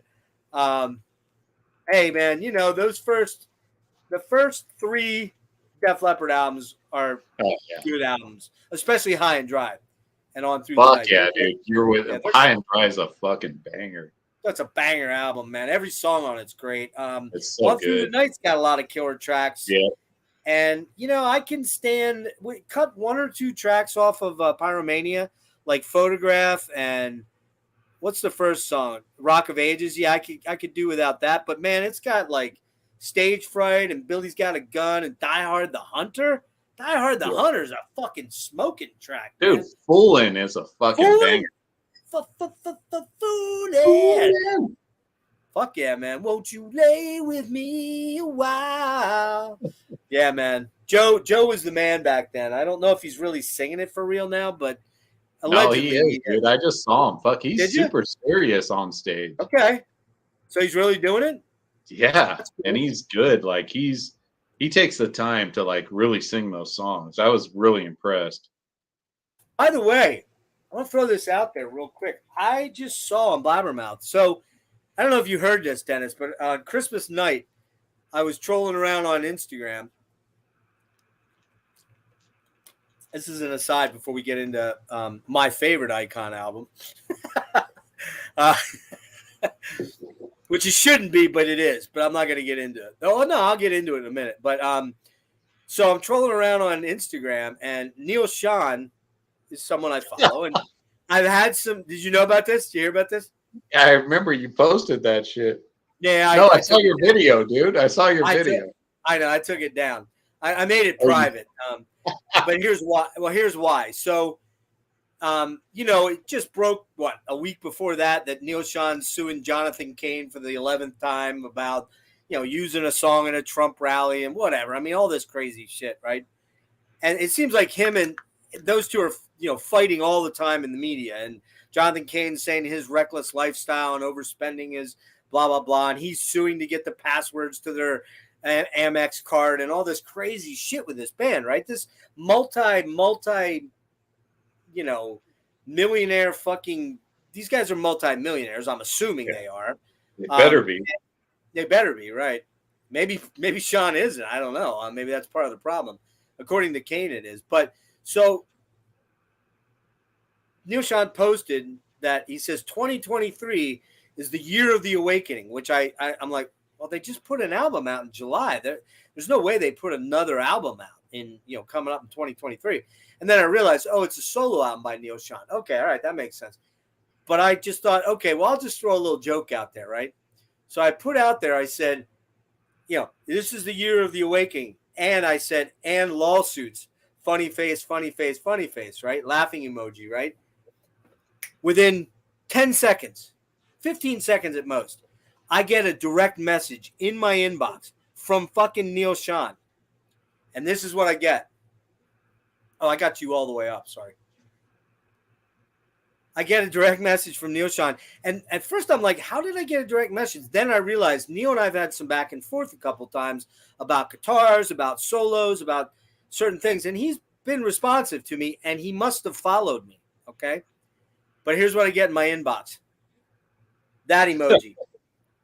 And then I'm like, I literally respond, dude, chill out. It's just a joke. That was directed more at the absurdity and the fact that Jonathan Cain and his crazy wife, his crazy Trump-loving wife who's the fucking spiritual advisor to a guy who has not a spiritual fucking cell in his body. Let's be honest, okay? I don't care whether you are a Trump supporter or not. If you're going to tell me that guy's God-fearing dude, you're out of your fucking mind. Anyways, that aside, I write this thing and I send it, and I'm like, yeah, he's going to look at this right away. 5 minutes go by, 10 minutes go by. It's not open. I'm like, what the fuck? So I go to get on his page. I've been blocked. Blocked from the page, right? So the other day, here's the thing, though. I didn't get blocked from the Journey page, the Journey Instagram page, right? I wasn't blocked from there. So the other day, 2 days ago, or yesterday it might have been, somebody puts someone in the Journey camp post this flyer thing for the upcoming tour in February, right? And I see all these comments about Sean, like, geez, everything's me, me, me. It's all about me, me, me, blah, blah, blah. And I'm like, careful, you're going to get blocked, because it happened to me the other day, right? And then somebody talks about how somebody brought up the fact that Greg Rowley is coming back to Journey. And it was apparently on Neil's Facebook yesterday, he confirmed that fans are going to see Greg Rowley in 2023 on tour. Now, the thing I'm wondering about is, does Jonathan Cain even know about this? Because how the fuck is Jonathan Cain saying, okay, Neil, you're suing me and I'm suing you, but I'll let Greg Rowley come on board and kind of take the spotlight away from me as the keyboard player. I mean, they have a second keyboard player now. Maybe that guy can't play, Dirk Lotta or whatever it is, Jason Dirk Lotta. But I don't know, man. But now I'm like very careful and surgical when I make a comment, because I'm waiting for them to ban me from the Journey page next. That's the next thing that's coming. But did you see that, though? Neil Sean, apparently Greg Rowley's coming back. And I will say, man, when Sean had Greg Rowley, Dean Castronova on drums, I'm not sure who was playing bass. Oh, it was what's that guy's name? Marco. Fuck. Not Marco Miniman. What the hell's his name?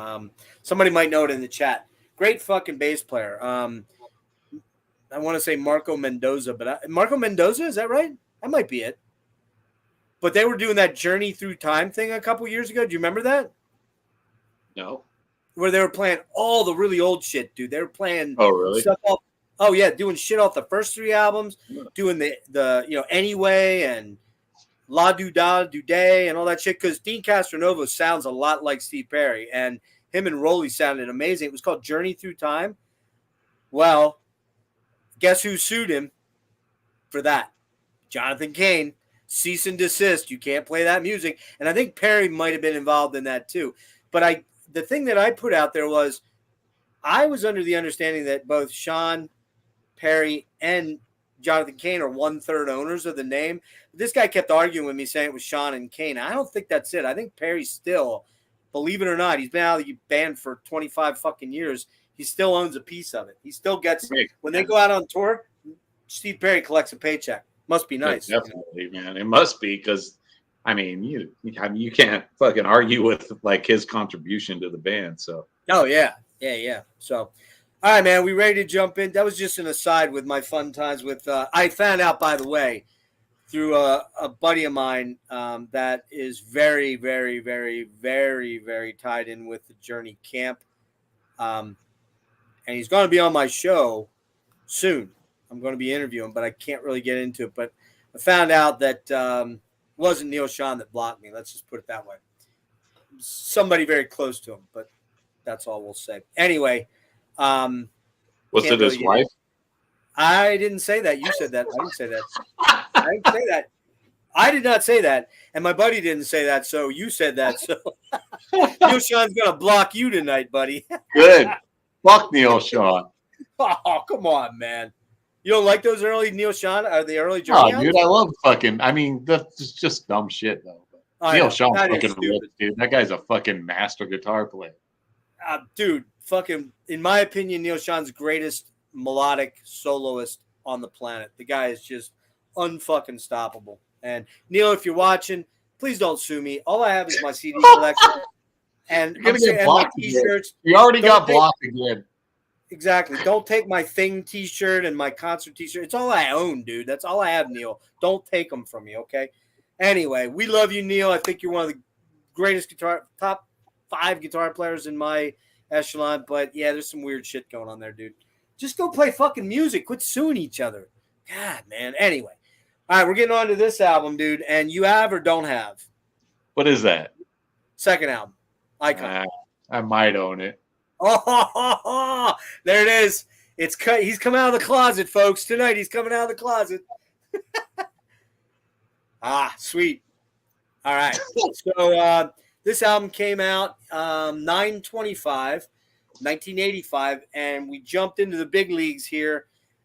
The Capitol put a shit ton of money into this album. Eddie Kramer of Jimi Hendrix fame produced this album, and it was recorded at Bearsville Studio in New York. And I cannot wait to hear what Dennis has to say about this album. Look at these guys. Look, a lot less makeup though, huh? Yeah. Than on the first album. Maybe. And Glam's pretty much starting up right around now, 85, 86, yeah. All right. So let's get to the good things about this record. All right. That's what I want to hear. Yeah, man. End of story. That was it. That was all there was. That was it. Let's get to the good stuff. There is nothing. No, man. Okay, so this record, obviously super keyboard heavy, very upfront in every song. Naked Eyes, super keyboard synth driven, power ballad. I like the vocals. I mean, still fucking Clifford sounds amazing on this record. I'm not gonna Unreal. Yeah. Unreal. I mean, Clifford's fucking amazing on this. Wexler still sounds fucking great. He's still fucking jamming out, but missing synths up front, 80s movie track. This sounds like Man for Man's The Runner. I don't know if you know that song. What? Yeah. Listen to that song and listen to the beginning of this song. Dun, dun, dun. All right. It's almost exact, man. No shit. That's been a long time. Danger Calling. Guitars up front in this song. I like the riff. Kind of a radio song. Shout At My Heart. Oh, man. Bad. Cheesy breakup song. It's okay. Out for Blood. Pretty cool song. It's got kind of some weird synths where they weren't needed. It's like they just threw synths everywhere. Guitars kind of get pretty heavy at 2:30. Killer track. I like this song. Out for Blood's probably one of the better songs on here, right along with Raise the Hammer. Oh man, that's a killer song. I love Raise the Hammer. Just a killer fucking track. I like the hammer sounds. Raise the hammer. Dink. Just a badass song. Frozen Tears, another ballad. Yeah, a lot of ballads on this album. Whites of Their Eyes, is a killer track, man. That's a banger right there. I love this song. Just probably my favorite song on this record. Hungry for Love. I actually like this song. Kind of a power ballad. That's a great fucking tune, dude. It's actually kind of maybe like a little bit of a Scorpions vibe on this one. I like that song. Rock My Radio. Sounds like fucking Autograph or something. Yeah, that one does. That's definitely the radio song on there. Yeah. But overall, very, very keyboard heavy, up front, overproduced. I listened to this record today on headphones. Wow, man. It's layered. It is very layered. Super layered. Yeah. So very, very 80s synthetic sounding. It's just, I don't know, man. Not my thing, but it does have some badass songs on it. So, and like I said, with Wexler and Clifford, it's still a good record, but obviously not even close to the first one for me. I'm going to give this 6.5 out of 10. Oh, you're hurting my heart, man. You're hurting my heart. Dude, you gave fucking Omen a 4. Bro, wow. Yeah, it's true. I did shit on that album pretty good. All right. I'm going to confess to something. I'm a fucking poser, okay? Like, all my thrash metal and all my death metal, I just do it to look cool to all you guys on YouTube. This is the shit I always listen to. Every day, all day long. It's all I listen to. This is it. Keyboard 80s metal. I love this album. I have to be honest with you. I think I love it mostly because of the nostalgia, because I remember cruising with my bro Jim Lefevre, who's probably not watching, but we haven't talked. Well, actually, we reconnected over Thanksgiving for the first time in about 20 years. But we had kind of a bad parting, but not a bad parting. We just drifted apart. This album, we used to cruise around in my 1968 Mustang hardtop. I had a fucking hardtop, like the faux convertible. It looked like a convertible, but it wasn't. Like the roof didn't actually come off. Had that scaly, what do they call it? The textured. Yeah. You know what I'm talking about. I don't know what it's called. I'm not fucking alligator fucking. Yeah, the alligator shit. Yeah, yep. And dude, we used to fucking cruise around late at night down around where the Amish live, down in Strasburg, PA, fucking drunk out of our minds like idiots. And I'm not laughing about that because it ain't funny drinking and driving kids. I've talked about the number of times. I thought you were going to say we were stoned out of our minds. Well, we probably were that too, although I didn't smoke a lot of weed back then. I waited till later in life to smoke weed. But no, dude, we fucking partied our asses off, drove around, listened to this shit at earbud. Because the best part of my car was because it was a fixer-upper. Like I dumped, oh, God, $3,000 into having the fucking – I had a 289 in it, right? I had the fucking – pistons bored out 30 over, put in titanium pistons or whatever the real big fucking cool thing of the day was. Had the block cooked, had it repainted, had all this stuff done. And here, the one thing I didn't know about, because I'm not a motor guy and nobody said to me, oh, by the way, when you change the motor like that, you got to put a 4-barrel on there. You can't have a 2-barrel on there, right? So I get the fucking car out of the garage and it sounds fucking gorgeous, man. But with a single exhaust, not a dual, right? It's purring like a motherfucker. I get around the corner, it barely stays running. Like, what the hell's the matter with my car? What'd you do to it? Guy's like, well, you got to put a better carburetor on, dude. You can't fucking run around with a 2-barrel on there. I'm like, oh, great. How much is that going to cost me? So, of course, you need a different manifold. You got to put a dual on. So I have to start saving again. But we go out one night, and we're driving around the car, and this car should be doing like I had done 140 in that car when it was with the 289. I couldn't even get it to go 90 miles an hour on the highway because it was starving for gas, right?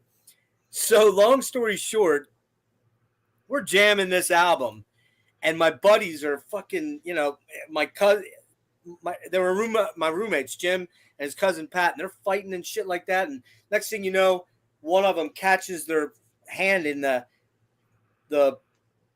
what do they call that up top? The headliner, right? Yeah. Because it needed like new upholstery in the headliner. It needed a new thing. And they're beating on each other from the back seat to the passenger seat. And he catches the whole thing and rips the whole headliner down on me. Oh, I fucking crash into a stop sign, rip the whole side of my car up. We're drunk, dude, at 2 a.m. on a major artery. And I'm like skitzing the fuck out because I'm like, the cops are going to come. We're going to get We end up driving away. I have a flat tire. I've got L60s on the back with Krager mags in it, right? And my spare tire is like one of these dinky fucking tires, right? I'm driving down the highway, or not the highway, but the roadway, trying to escape from the scene of the crime where I clipped a fucking stop sign off by hitting it. And I'm like, the next day, I'm like, I'm selling this fucking car. I'm done. I am not putting another dollar into it. But this is the album that was playing when it happened. So a lot of nostalgia for this, but I'm going to get into it track by track here quick. Naked Eyes kicks off with that down, down, down, down, down, down, down, down, down, down, down. Yes, it's cheesy. Naked eyes, stripped of you. It's like it's so cheesy, but I love it. Not many guitars on that song actually. I really like Missing. And you've been spared. I have not sung much throughout, but you're going to get a little bit of singing now, all right? Even if it's shitty. Your love is missing in your eyes. Is it forever? Fucking love that song. Danger Calling out my name. Great song. I love it. It's cheesy. It's radio friendly. Shot at My Heart. Take another shot at my heart. Go ahead and fire away. See, I know these lyrics, dude. I don't even have to look at the lyrics, bro. All right, next up, Out for Blood. Dude, that song rips. The opening, I get what you're saying. There's just those synths that are kind of like, okay, what are they doing there? But if you think about it, this is 1985. What came out right around that time? Turbo? What? Turbo came out a few months after this, okay? And what other major album, guitar-heavy band used synths in their album that came out the same year? Van Halen? Nope. Caught somewhere in time. Oh, God.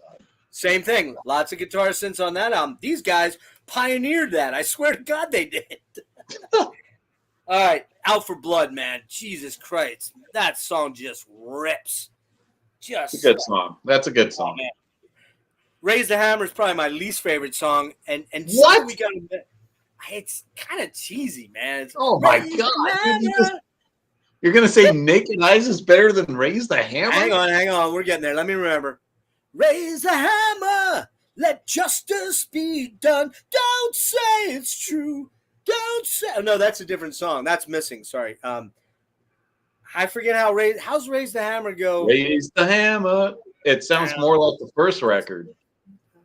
Yeah, you're probably right. It doesn't have hardly any sense in it. Here's the weird thing. You want to know? Let me finish up with my singing.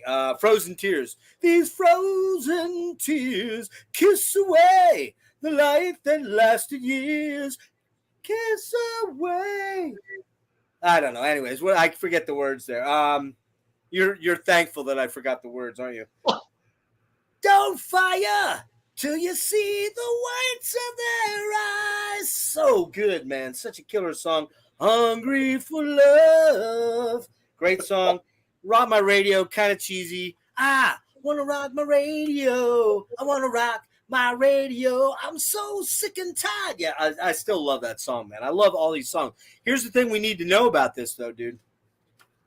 They brought in whoever, Capitol, I guess, brought in a fucking guy that I hate. And this will resonate with you as a songwriter, but I should hate every fucking song on this album just for this reason alone. Do you know who wrote like 80% of this album?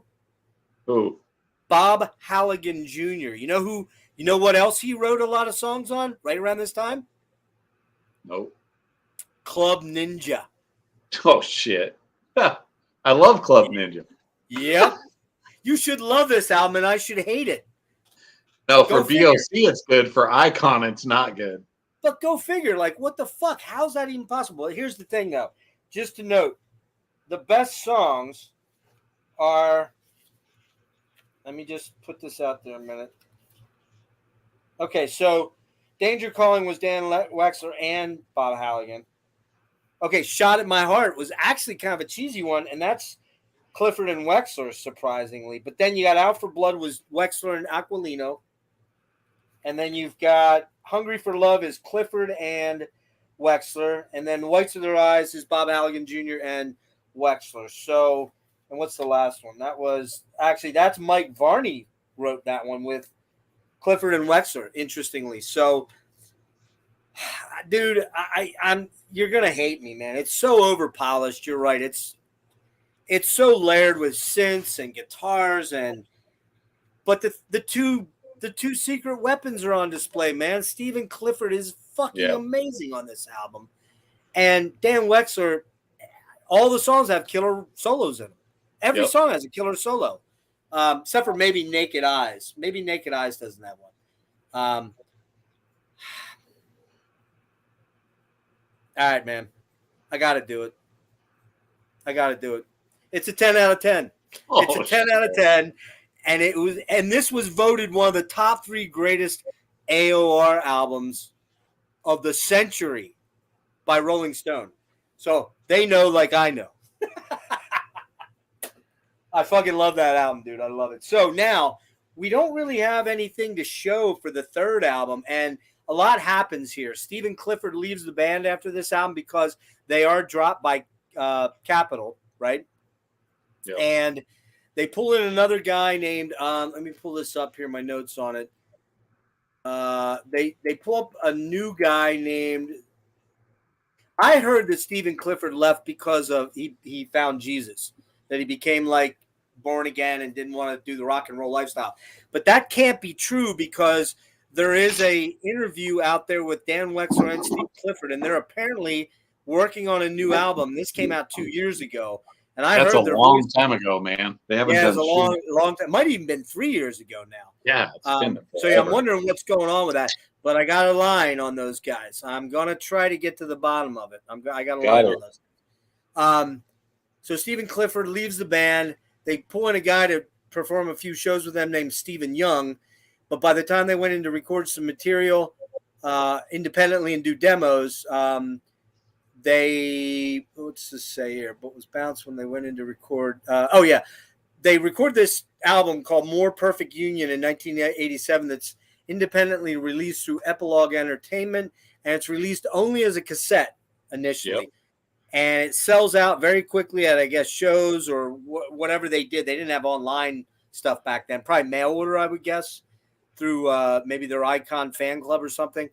And they replaced they get this singer named Jerry Harrison and to replace the Stephen Young guy. And then they either John Aquilino quits or they shit can him, and they pull a full-time keyboardist in named Kevin Stoller, who played with Stevie Nicks. The OG tapes had 10 tracks, sold out very quickly, became a collector's item.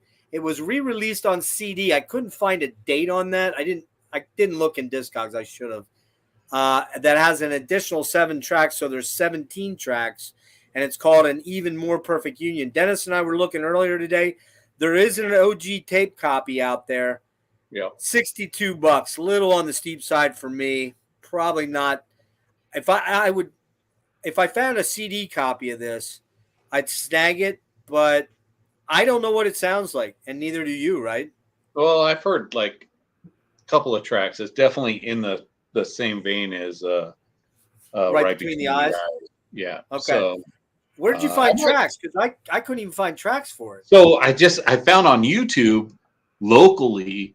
The news was reporting on them. Local band Icon, released, this record, Perfect Union, and they in the background they were playing the songs while they were talking. All right, okay. So I probably missed that. Yeah, and it's the only thing I can really find online. I'm sure I can go and find a fucking download somewhere, and I'll probably do that tomorrow. I'll probably go on. If you find it, let me know. Because I don't do Spotify, but I did look in Spotify. No, it's not on. It's not on Spotify. I'm gonna. There's a couple of groups I have that has like a lot of rare metal records where I can download stuff. So I'll probably go on there tomorrow and download it. Yeah, let me know about that, man. I don't know if you worst case scenario, maybe burn me a CD. Do people even do that anymore? They probably don't, right? No. I'll just send you the MP3. Dude. Yeah, send me the MP3s or something. So basically, I couldn't find it. Dennis, we couldn't find anything out there online, given the time frame that we decided to do this. However, I have the third album it's technically the fourth album, called Right Between the Eyes, which we are going to talk briefly about. And I am 99% sure it's a bootleg. The trouble is, it's in one of the CD boxes in my old man's bedroom, and by the time I went to look for it, he was already asleep at 8 o'clock or 7:30 because he hasn't been feeling well, and I was not going to wake him up to go find it. And I'm 99% sure it's a 100% bootleg because it has 7 other additional tracks at the end of it, and it just looks pretty fake. You know what I mean? Like the everything. It says it's from Germany, but I don't know. If I was a betting man, I'd say it's probably from Russia. But it's old, man. I bought it off eBay probably 12, 13 years ago. So who knows? It might be a German bootleg, but it does have a trade card with printing. It does have an insert with lyrics and stuff in it. So I guess we'll jump on to Right Between the Eyes. You don't have that one, right? No. So what does that mean? I mean, I've seen some old Russian bootlegs, right? From, like you're saying, from that time. I do have one. I think I have a fucking. Trying to think of the band. Thanks, Kyle. Are you leaving, Kyle? Because we got 3 more albums. We got 4 more albums to get through. We still got more. We got a lot of good stuff coming up yet, man. We're only 2 hours into it. These usually go about 3 hours. Artillery. I have like a double bootleg from Artillery, and it's on a Russian boot, but I got it like 12 years ago. Okay. But well, maybe it is. Yeah. They were still putting out Russian boots back then, and it sounds good. But it's a boot, definitely. So it probably is like a Russian boot from back then. I'm pretty sure it is. Yeah. But you were saying it does have Perfect Union songs on it? Well, I think it does because the as I recall, now this is just me remembering, okay? And it's been a while since I pulled that one out because this isn't a favorite album of mine. But if I recall correctly, I think the original album has 11 tracks on it, and this one seemed to have like 15 or 16 tracks on it. Yeah. And they weren't live songs. I remember that. So I'm thinking maybe they're Perfect Union songs that somebody just dubbed onto this CD they had lying around. Maybe they pulled them off the net and threw them on there. I really don't know. Well, maybe. I mean, we'll see. I mean, where are we going here? Icon, Right Between the Eyes, 1989. Yeah. Yep. Which, Jerry by the way, Harrison on vocals. Go ahead, you talk, and I'll show a picture of it in a minute here. So, you know what this record really reminds me of, dude? Especially vocals, is Sammy Hagar. This sounds like Van Hagar to me. Right Between the Eyes. Alice Cooper, I think, actually did the background vocals on this, dude. He does on 2 songs on there. Yeah. Here's another one. Do you hear kind of some Whitesnake-y stuff? Because his voice sounds a lot like Coverdale, man. Yeah, I do have some. Yeah, Whitesnake. I got Bon Jovi in here. Definitely Bon Jovi. 2 for the Road. Kind of a poppy hard rock song, almost like an AC/DC song. For the record, this doesn't sound like Icon. This sounds like a completely different band. I agree. This doesn't even sound like the first 2 records. Nope. Far Cry. This is the one, Bon Jovi, Runaway. The keyboards almost sound exact to Runaway on this song. Yes. Dude, we nailed it. We nailed it. I was like, what the fuck, dude? Holy Man's War. This is kind of a cool rocker. That's probably the best track on the album. Probably the best track. Peace and Love. This has a Batman theme in it, which is cool. Bad Times, dude. This sounds like Unskinny Bop by Poison. Double Life. More hair metal. Cookie cutter, cheesy fucking lyrics. Forever Young. Another ballad.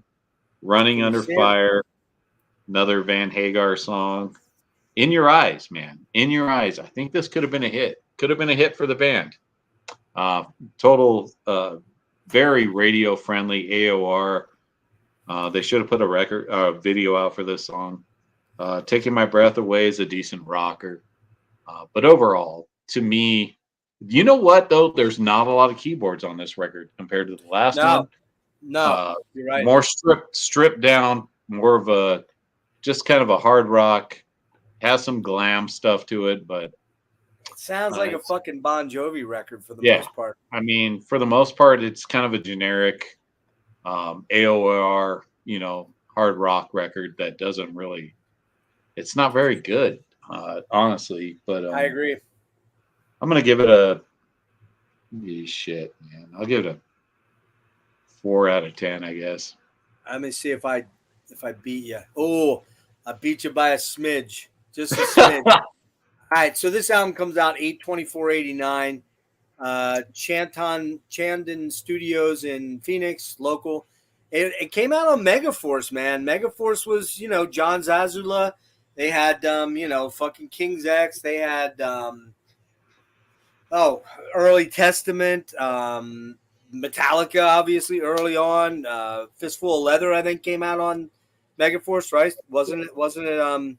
Yeah, that was on Megaforce, but they were on Capitol. That's a huge fucking drop, man. Oh yeah, huge drop. Yeah. The interesting thing about this album, and I'll get into the notes here, and Sammy definitely comes up. So this is the second proper album with Jerry Harrison. They signed a deal with Megaforce. Apparently, Eddie Trunk was also a co-producer. Who knew Eddie Trunk was a radio jockey, an A&R guy, and a fucking record producer? Eddie Trunk is like everywhere. He's like everywhere, man. I envy that guy. Anyways, I don't envy that guy. They toured with Ace Frehley, Alice Cooper, King's X. Alice Cooper ties in with Dan Wexler because Dan Wexler wrote some songs with Alice for some of his mid-period albums, and I believe, I could be wrong on this, but I could swear he actually played live with Cooper on some shows. Like he went out on one tour with him, but not 100% sure on that.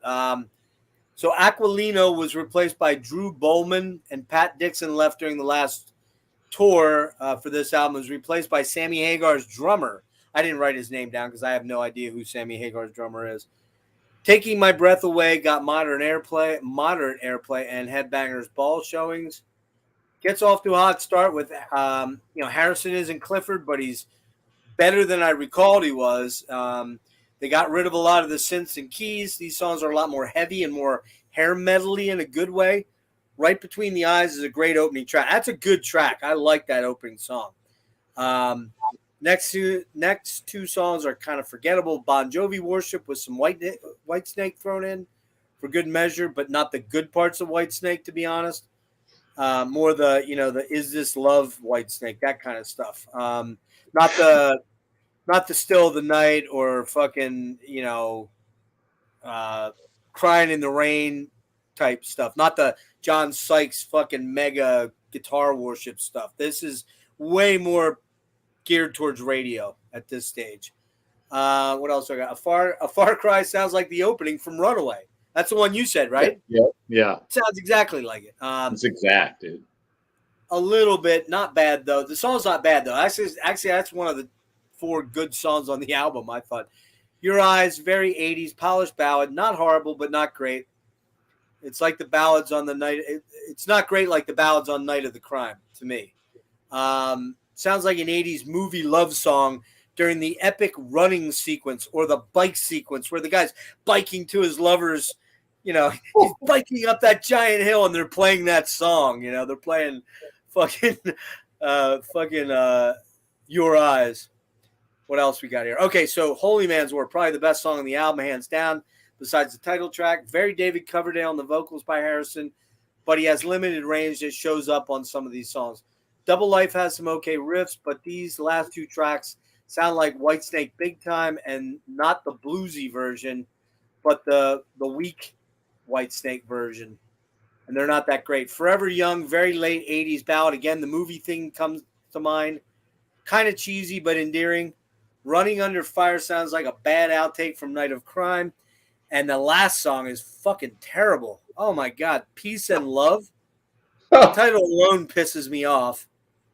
And its irritating opening is lame despite the soloing of Bowman and Wexler. It's a terrible ending to a forgettable album. The production's okay, but man, unlike the killer AOR of Night of the Crime, this is pretty weak material, and I'd be shocked if Wexler wouldn't agree. And while Harrison is a fine vocalist, he couldn't fill Clifford's shoes, man. They were just that good. He was just that good. And what's that say? He was just too good with... they were just too good with Stephen Clifford and kind of trying to fill the Stephen Clifford role. Harrison's kind of run-of-the-mill. He just sounds like a poor man's David Coverdale to me. That's where I came up with it. I give this a 4.5 out of 5. I gave it a half for the good track that I really liked was, the Holy Man's War, which was pretty killer. So, yeah, so that's Icon, man. And, those first 2 albums, I know Dennis isn't a big fan of Night of the Crime. He nailed a lot of the things that I would say a lot of rock fans would argue are the kind of the thumbs down points of the album. And I can't deny that I'm probably coming at it from a nostalgic standpoint, which clouds my vision of the album. So I give it a 10 out of 10. Most people would probably listen to it and say, it's probably a 6 or a 7. But I love that album. But the first album is a fucking banger. And the last 2 with Harrison are unfortunately kind of forgettable. There is news, and I think you must have heard it too, dude, and they did an interview. I think it was Full in Bloom had an interview up for quite a while. I want to say it was in either late 19 or early 20 with Dan Wexler and with Stephen Clifford. And allegedly they're doing a new album or have been doing a new album. And it includes Tracy Wallach, the original bass player, and John Aquilino, and maybe Pat Dixon. I'm not sure about that. But they said all members, past members, would feature in the album. But here we are. Now we're at, granted the pandemic happened, probably shut a lot of shit down for them. But I think they're doing it in John Aquilino's studio. John Aquilino has a really nice studio that in Phoenix that I think it's called The Bunker or something. I know that Max Cavalera just did one of his albums there. I think that one with his kid. So, they have a studio. That's a badass record, too. Yeah. So, it's a 50-50. For me, it's a 50-50 deal. 2 awesome records. 2, Well, 1 I don't even know because I've never really heard it. So if it's like Right Between the Eyes, probably not going to love it.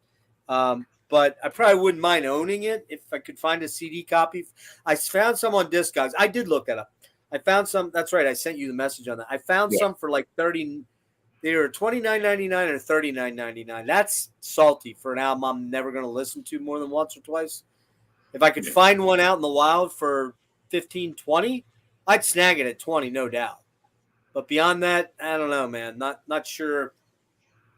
Not sure. So yeah, that's that. Good stuff. Now we're getting into one of my favorite bands, and you didn't know this band, right? I didn't. I mean, I've heard the name. Honestly, I thought they were like a glam band for some reason. A glam band. Yeah, I thought they were like Night of the Crime. Does not. I thought they were like a Christian, like hard rock band. They are Christian, aren't they? Nah, I don't. Not. I saw that out there, and I've never heard that, man. Not that I'm aware of. No. Yeah, they may be, and I don't. They may be, and I don't know about it. But I don't. Where did you get that? Where did you pick that up? Just from reading? When I was looking at the something on YouTube, and it's like, one of the best Christian like metal bands ever. I don't get that. None of their now. The Fifth Angel thing has something to do with biblical implications, but that's the only song on the first album that has any kind of you know what I mean? It doesn't. None of the other songs talk about that stuff, right? And I don't know, dude. I think that's somebody speculating. I never got the impression that was going on with them. If I'm wrong, I'm wrong. That was my thought. I didn't. I must have heard it somewhere before, but no, I know what you're talking about. I saw it somewhere too. It was either on a YouTube video or something like that. But man, I don't hear any. They don't talk about Jesus or their one album, Midnight Love, is about getting some ass at midnight. I mean, and it was on Howard Stern's show. At midnight. Well, here's the other thing. That was the theme song. Midnight Love was the theme song for Howard Stern's E! Show. Do you think if they were Christians, they'd want anything to do with that? Yeah, dude. You ever see the E! Show back in the cable days? Of Stern? No, I didn't, dude. That is the theme song to the Howard Stern Show. Look it up. Look it up on YouTube. You'll find it out there. You'll see that's the lead in Midnight Love. And then you'll see, Howard Stern come in. Yeah, I don't think they're Christian. I'm going to dig into that. As you know, today I got a line on John Macco and Ken Mary, the drummer, drummer, and kind of the original bassist. He wasn't the original, but he's the guy that played on everything after the first album, the last 2 albums. So I'm going to find out about that. I just don't think that's the case. But let's get started, man. The first, real quick, Fifth Angel formed in 1983 in Bellevue, Washington. Did a 4-song demo with Terry Date. You know who Terry Date is? Yeah. Pantera. Believe it or not, their first demo and first album was Terry Date's first production credit job. That I know for a fact. There's a write-up on that I found out there on a website that's legit. Mike Varney signed them after hearing after hearing this 4-song demo, signed them to Shrapnel, and then he gave them the money to add 5 more song recordings to it, which came out in 1986 on the first album. The original bassist Kenny K left, and John Macco replaced him. But the weird thing about Kenny K is that he's listed on the album as playing bass. He didn't play any bass on it. He's just on the album cover on the back.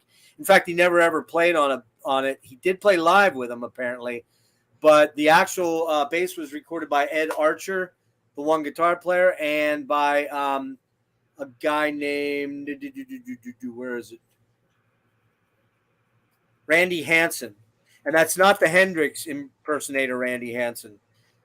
There's a Hendrix guy named Randy Hansen that does like a Hendrix thing, white guy. Kay didn't even play on the recordings. So it's guitarist Ed Archer, Ken Mary on drums, James Bird on guitar on the original thing, and James Bird's a monster guitar player. Kenny K, no bass, and Ted Pilot as the vocalist. So the original album is called Fifth Angel. And this is not the original artwork. Dennis, you want to pull up the original artwork on your phone if you can? Yeah. Or are you on your phone recording? No, I got it. Yeah, pull that up so we can show that. So this is the 1988 reissue, I believe. 88 or 89. Let me look. 86. But the reissue came in 88 once they signed Epic. Initially, they were signed to Shrapnel, and then Epic came in and bought them out because of the success of the first album. And I bought this album. We didn't get into you didn't know about them, but I actually bought this thing sight unseen at a record store in a cassette. I had this original version that Dennis is going to show us the artwork for here. Look at that artwork. It's so badass. Yeah. Fucking love that. It's like a Pegasus horse-like creature. It's really bizarre. He's got like a dragon mouth. Yeah, he's got a dragon face. It's so weird. Like, look at that. Yeah. It's so badass looking, man. And there is a story about that, the Fifth Angel thing, but I'm going to leave that for my interview if I get to interview Ken Mary or John Macco, which I'm hoping to do. But so that was the version I had on cassette tape, which I sadly lost. I bet you that was worth $20-25 anyways. I lost that when I lost my storage unit last 2 years ago. But this one I want to say I got this about 10 years ago. And what's super special and cool about it is, and I didn't even realize it until I opened it, this is the Japanese reissue, which came out on Epic Records in Sony, in conjunction with Sony. And you can see there's the OBI, and then the inside card is blank, right? But what's cool about this is it comes with this nice big printed Fifth Angel lyric sheet in Japanese. And I know there's a name for Japanese language. I never can remember what it's called, the characters. Something with an M. Somebody probably knows it. There you can see all the... Let me pull myself up here a minute. There we go. All right, there we go. So there's the... all the Japanese writing, and the English lyrics are over here. And then on the back here, which is kind of cool, I love seeing this stuff, so nostalgic for me, is all the stuff that came out in the late 80s. So what you got on here is Harlequin, Stardive, Bighorn, Star Castle. You remember that name, Star Castle? Yeah. Archangel, Morningstar, Trillion, and Fifth Angel. And yeah, man, I will go down right now and tell you this is one of my favorite albums of the 1980s. I fucking love this album. Traditional metal, power metal, kind of a mixture of both. Little bit of prog in there. But Dennis, you want to lead us off on these? Yeah, so 1986, man. I never heard this record. Like I said, I thought it was just like some kind of Christian band. Even with the cover, looks like kind of almost like an angelic type of thing. But looking at it closer with the dragon's mouth and stuff, yeah, man, it's a fucking killer record. Definitely one of the better metal records that I've never heard. In the Fallout, just a banger, man. Killer vocals, chorus, almost kind of has some speed metal tendencies. Just super energetic, heavy metal. Shout It Out, mid-paced, heavy banger, chugging riff, just an anthemic chorus. Call Out the Warning, killer riffage, tempo with a bit more rough vocals, pure metal. Fifth Angel, more of a Dio type feel, great chorus, sing along. Wings of Destiny, badass, man. Heavy metal, reminds me of Queensryche, Take Hold of the Flame on this one. Just a badass song. The Night, kind of this one's a weird song, dude. It almost sounds like a Van Halen type of riff, like a Maiden and Van Halen together inspired, great rocker. Only the Strong Survive, another cool like hard rock anthem, almost like an Icon song on this one. Kinda, yeah. Cry Out the Fools, Dio, Queensryche, just a fucking pounding fist banger. The solo kills on this one, dude. Fade to Flames, melodic acoustic intro, just into a fucking power metal, galloping, fucking almost like a Maiden Dokken mix. Fucking just a badass banger, man. This album is fucking up there, dude. I already ordered it because I found a reissue with the original cover on CD for like $13.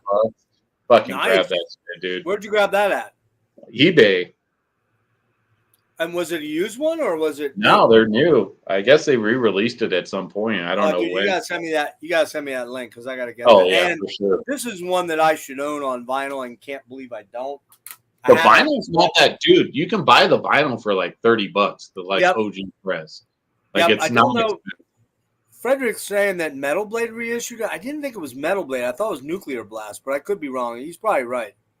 Yeah, it might be. I have no idea who reissued it. But. All right, you know what? I think he is right. Now that I think of it, I think he is right. Yeah. That's one, frankly, this is one that having on vinyl is well worth the $30, you know? I mean, depending on how they were, they got the mass. If it's just a CD recording on vinyl, might as well just buy the CD. That's a good point. So, a lot of that shit, they just fucking use the fucking digital version and put it on vinyl, so it's pointless. Just get the CD. Might as well just get the CD, yeah. So, overall, clearly this is one that kind of opened your eyes and you were like, whoa, shit, how'd I miss that? How'd I miss Omen, What, where are you going with this one? Me? Oh, shit. I'm going to go 9 out of 10, dude. You know where I'm going, right? Yeah. 10 out of 10. You're going 10 out of 10. I get it. I mean, I would, but I haven't sat with it long enough to give it a 10 out of 10. Yeah, I can't not give this a 10 out of 10. It's one of my favorite 80s metal albums. This album, I'm going to tell you right now, this album, the cassette, Master of Puppets, that's 1986, and Awaken the Guardian, that's 1986, right in that same period, because this came out, I didn't find out exactly when it came out, but I remember it was early summer, and both Awaken and Master came out in like May or March or May, I think, too.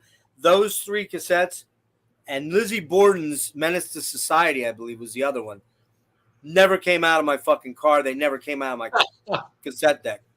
I mean, I just fucking listened to those 4 cassettes on endless loop. And I got to tell you, man, other than Awaken the Guardian, this is probably my second favorite metal album of 1986. Over Master, over practically anything you can think. There is just so much goodness in this album.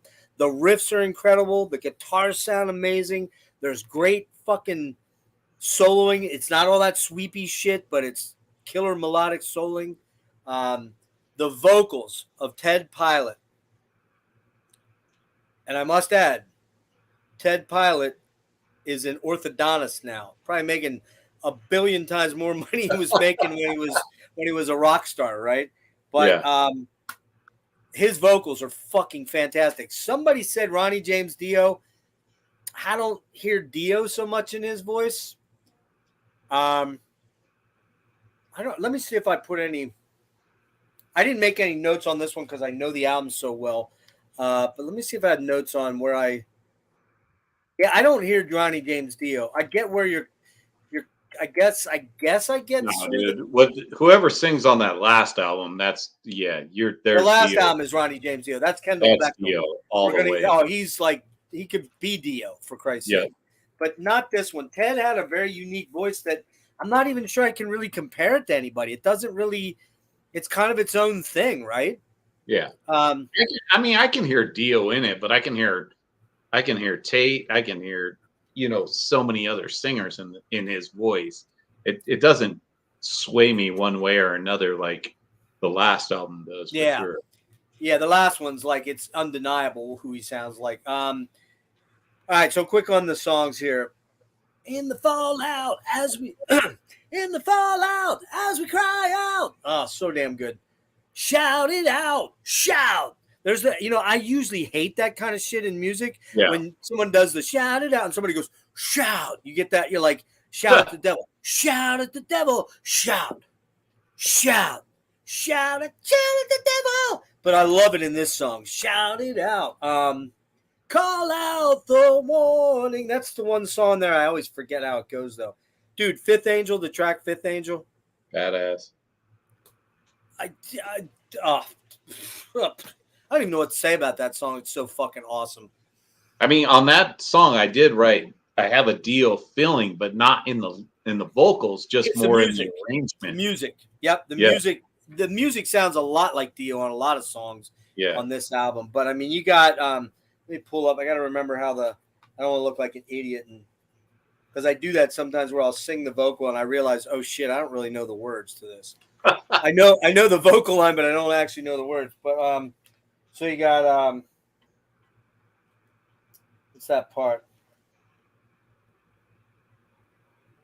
Man, that part where he's like, in the darkness they wonder if it's truth or just a spell. They look to the sky and they call the fifth angel. Down out, down out. They call the fifth angel. Oh, I love that song. One of my favorite metal songs. And then you got Wings of Destiny, dude. Oh my god. Yeah, man, that's badass. Power ballad, but metal ballad. It's so metal, man. It's like riding on the wings of destiny. Fucking amazing, man. Amazing. What else we got here? The Night.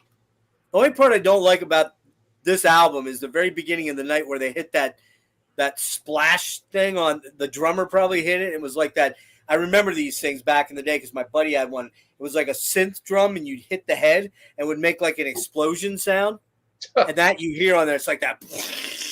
And it sounds so synthy and cheesy, but The Night is such a ripper of a song. You're right. It kind of has it's the one song there that doesn't sound like all the rest. Only the strong survive, and then you get the chanting vocals there or the gang vocals, but they sound great on here, man. Yeah. They don't sound cheesy and stupid. Cry out the fools. And then Fade to Flames is probably the one song I always forget how it goes, but it's a great closer. Kind of proggy.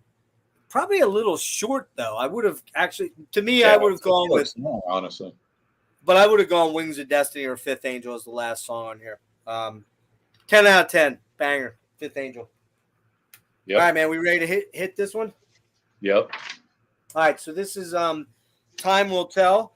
And as I said, Epic Records came in and bought out the contract from Mike Varney and ramped these guys up because, first of all, the producer. Do you recognize that name, Dennis? Who's the producer on it? Terry Brown. Terry Brown? No. You know who that is? Rush. Oh, really? The famous Terry Brown that produced, like every Rush album from Fly By Night all the way up to fucking Power Windows, probably. I think Power Windows. Yeah. Oh shit. Power Windows. That's an odd choice. Yeah, you would think, right? But I love this album, not as much as the first one, and they definitely tried to start to slant them into being a little more commercial, which kind of worked because they got that song on the Howard Stern show. But I still really love a lot of this album, and the production's great. It's funny you said that. The one thing I wrote next to it is more commercial. Yep, it's definitely a little more commercial, no doubt.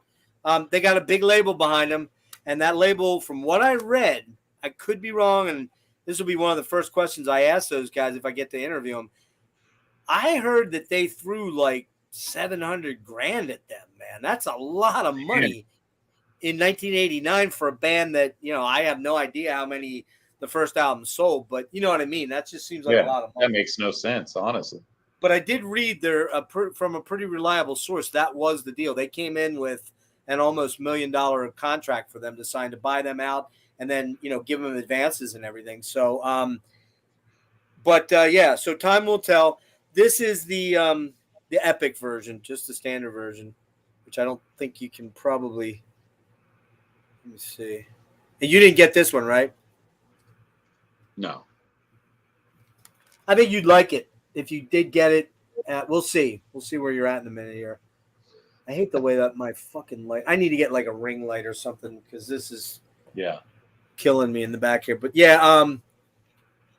so a couple things happen here. Number one, James Bird leaves, their lead guitar player, and one of the primary songwriters. He splits, and from what I gather from digging around and trolling around back earlier in the year when I was going to do a Fifth Angel solo thing myself before we lumped it into this program, was that apparently there was some animosity there. I don't know whether he was fired or whether he quit, but something went down that there was disagreements and he left. By this time, John Macco's in on bass already, so he records on this album. And they bring in a guy named Kendall Bechtel, who's a pretty young dude back in the 80s, probably a little younger than me now. I think he's probably about your age. But he was pretty young when he came in. But he was a hotshot lead guitar player in the area. And he's a killer fucking guitar player. And we're going to talk about him in a minute because he's actually the lead singer on their comeback album of 2018. He comes back to the band as the other guitar player and the lead vocalist. But so Kendall Bechtel comes in. They got a lot of money to spend on this album from Epic. It was recorded at like 4 different places. Carriage House, which is where Fates Warning records a lot of their shit up in New Hampshire. Triad, Media Sound, Metalworks. Metalworks is owned by the Triumph guys, or actually it's Gilmore, I think, that owns it. Big, huge studio in Toronto, or Mississauga, I guess it is.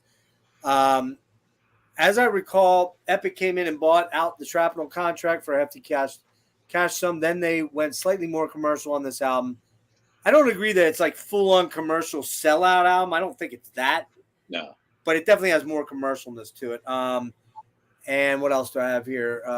Bird quits, and I gather it wasn't an amicable split.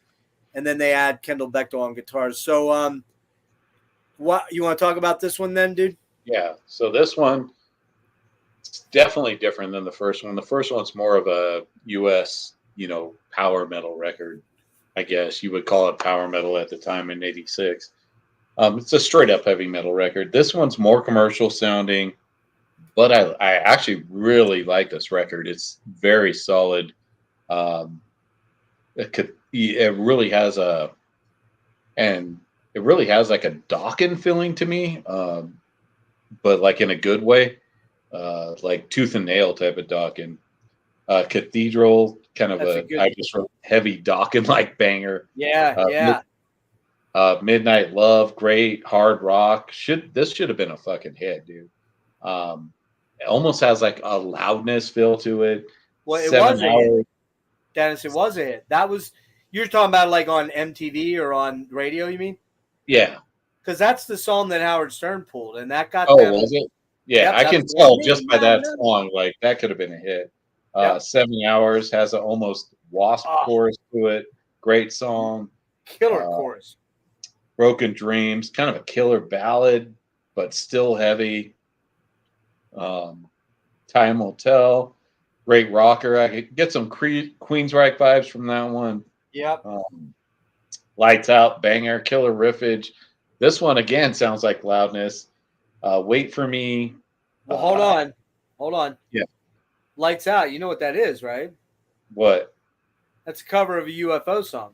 Oh, is it? Oh, yeah. Lights out in London. Yeah, that's cover. It is. Yeah. Okay. Yep. That makes sense. Wait for Me. I was thinking that too. Dude. I was like, this sounds familiar. Yeah. Like, is this a cover? But I never really even looked into it. Yep. Cover. Wait for Me. Kind of has a hair metal like groove to it. Again, could have been an MTV song. Kind of has a Whitesnake vibe. Yeah. Shit. We Rule. That's a banger, man. Badass galloping gang chorus. We Rule the Lords of the Wasteland. So Long ballad, almost kind of a Dickinson Maiden sounding kind of thing. Angel of Mercy, man, great song. Straight up fucking hard rock, man. Yeah, it's just a fucking great record. I love it, man, from beginning to end. I love the first record, but as a metal record, but this record it's just this very satisfying, I guess, in an 80s way, I guess, 89. But it doesn't sound like it's trying to it sounds a little outdated, I guess, for 89, if that makes sense. Where I was actually, it doesn't sound like everything that was going on then. Right. It sounds more like it's something that would have came out in like 86 or 87. Yeah. But I like that. And whereas like we were talking about Omen from 88 was sounding more progressive towards the 90s, this one kind of was backtracking, was sounding more traditional as far as like those 80s, those mid 80s bands without the keyboards and stuff like that. So yeah, man, great fucking record. I love it. I'm gonna give this I'll give it an 8 out of 10. All right. So hey Nick, what's up, dude? Hang around a little bit because maybe we'll do an after here because we're gonna be wrapping up in 15, 20 minutes, I would think. Yeah, we only got one more record. So yeah, we got one more record. I don't know if Dennis wants to hang, but I'll chat for a while after. Dennis, the big question is, are you going to pick this up? Yeah, for sure. That's what I thought. You know what, man? That does my heart good to hear this because I know you're probably going to pick up the third one we're going to talk about too because that's a banger of a fucking record. It's a banger, dude. But I got some info on that, so don't rush right out and get it because there's a tricky little bit about that album that you need to know about. I'm going to tell you about. TNT is definitely coming. Definitely coming. We're definitely coming with some TNT love. Another one of my favorite 80s bands that, in the hair, whatever you want to call it, era that weren't really that hairy. I mean, they had a lot of hair, but they weren't hairy. You know what I mean? So yeah, this album here, I got some notes on. We'll get to the final one then. Let's see. Yeah, this I didn't mention. If I didn't, Terry Brown, I did mention that of Rush fame as a producer, came out 8/23, August of 89. So pretty close to 90. And, we talked about this earlier, what's coming out around then. You're doing, the Soundgarden is coming out. Like I think Loud Love came out in 89. You had Voivod's Nothing Face comes out around then, right? You had Faith No More's coming out around then. You had Warrior Souls coming out in that next year or two. So there's a lot of different vibes on and that alternative metal. James came out a little early. I think Nothing Shocking was 88, right? 88? Yeah, 88 or 89. And so there's a lot going on here that's really, really cool because they're like you said, this is kind of a throwback to just a straight up metal record. Yep. There's a little bit of commercial sheen to it, but it's not overwhelming. There's not a ton. They didn't do the Icon thing and suddenly throw 10 million keyboards on top of everything. And they didn't get an outside writer in. They did all their own shit. There's still searing leads on this album. There's still killer fucking vocals by Ted Pilot. I'm going to sing one or two songs. I'll spare you most of the album. Yeah. Excuse me. Starts off with Cathedral, which is in the cathedral. Da-da-da. It's just a great rock song, man. Has a poppier edge, but it's still heavy and super catchy. Next up, Midnight Love, which was the Howard Stern E! Network cable TV series theme song. Midnight Love. I should look at the lyrics because I'm going to try to sing something and then not know how to sing because I don't know the lyrics. What do we got here? Yeah, here it is. Midnight Love, holding on to you for one hot night. Great song, man. It's a fucking banger of a song. You said it should have been a hit. You're right. It should have. I don't think it was like a radio hit, but it clearly got picked up by enough big stations in New York that Howard Stern heard it, and they bought the rights to it. And I guarantee you those guys somebody got a nice paycheck out of that. Talking to Mark Knight from Bang Tango, man, did you watch that, Dennis, at all? You checked that out yet? I started watching it. Yeah, I did. Catch the part where he talks about the money he's made off Bang Tango. Oh, shit. Everybody made money but the guys in the band. Fuck. And they sold almost 1 million albums of that first album, so go figure. The accountants and the publishers and the fucking, the managers and the accountants, all that, they all made money, but the guys in the band were living off. He told me that they were living off $200 a week. What the fuck? In 1989, dude, when they were selling 15,000 copies of that album a week or a month. Figure that out. Artists are always the one that get fucked, right? Yeah. All right. We're moving on to 7 Hours, probably one of my favorite songs on the album, man. That chorus is so damn good, man. 7 hours. Just amazing. Amazing. That's the one that reminds me of LOVE. All I need is my love machine. You just nailed it. That's it. They stole that chorus. I didn't even realize that. Holy shit, dude. That's awesome. Broken Dreams, kind of the long acoustic-y ballad track. It's a really, really solid hard rock ballad, really good. Time Will Tell, title track. Time Will Tell. Great song. Wait for Me, probably my least favorite track on the album. Angel of Mercy's really killer. Yeah. We Roll, that's a great chanted, like the gang vocal, kind of upbeat rocker, almost a speed metal track, like you said. Yeah. So Long is really, really good. I really like that song. That's another acoustic-y. Yeah, that's a good one. Yeah, really good rocker. And Feel the Heat, and that was definitely, they were looking to try and get a hit there. It's good. It's not great. Yeah. I am going. Here's what I said. Damn it. The big misstep on the album for me was the Lights Out cover, because I think the record label made them do that. It's a good cover, but it's just a straight up cover. They don't do anything interesting with it. Nothing exceptional, but it also points out how closely Phil Mogg sounds to Ted Pilot. That's the guy. The guy from UFO, Phil Mogg, sounds like Ted Pilot, and Ted Pilot sounds like him. Boom. I knew it would come to me at some point. Angel Mercy, solid tune. Rerule is a Dio. You said Dio, right? On that one? Yeah. Dio banger. Okay, so then we get Dish the Mac. What the hell? Dish the Mac? What? I don't know what I wrote there. Dish the Mac, M-A-C. I have no idea what that is. Yeah. It has something to do with Dio, I guess. Sort of song with chorus with gang vocals. So Long is a bit of a mellower ballad track with some cool guitar playing. I love those volumes, swells. I'm a sucker for those. That's the sleeper track for me, especially with the stacked harmonies, which are awesome. What else? I like the heavy chorus sections juxtaposed with the acoustic verses. Again, major sleeper track. That's probably my favorite track on the album other than 7 Hours, which is actually LOVE, Love Machine. And Feel the Heat's definitely an attempt at radio airplay, but it's a good one nonetheless. This is a slightly more commercial album. I can't deny it, but it's loaded with some killer riffs and choruses, great songs with awesome vocals by Pilot and great performances by all the band members, plus amazing production. The cover and a slightly more commercial sound means an 8.5 for me, but still, I love this album. It's just not as killer as the first album. Yeah, for sure. But I'm sure glad I own it, and it's not going anywhere if I'm still alive. That's the deal. The last one we do not have, either of us, but that has to be fixed. Yeah. For me, that has to be fixed. There's the album cover, right? Ah, you fucker.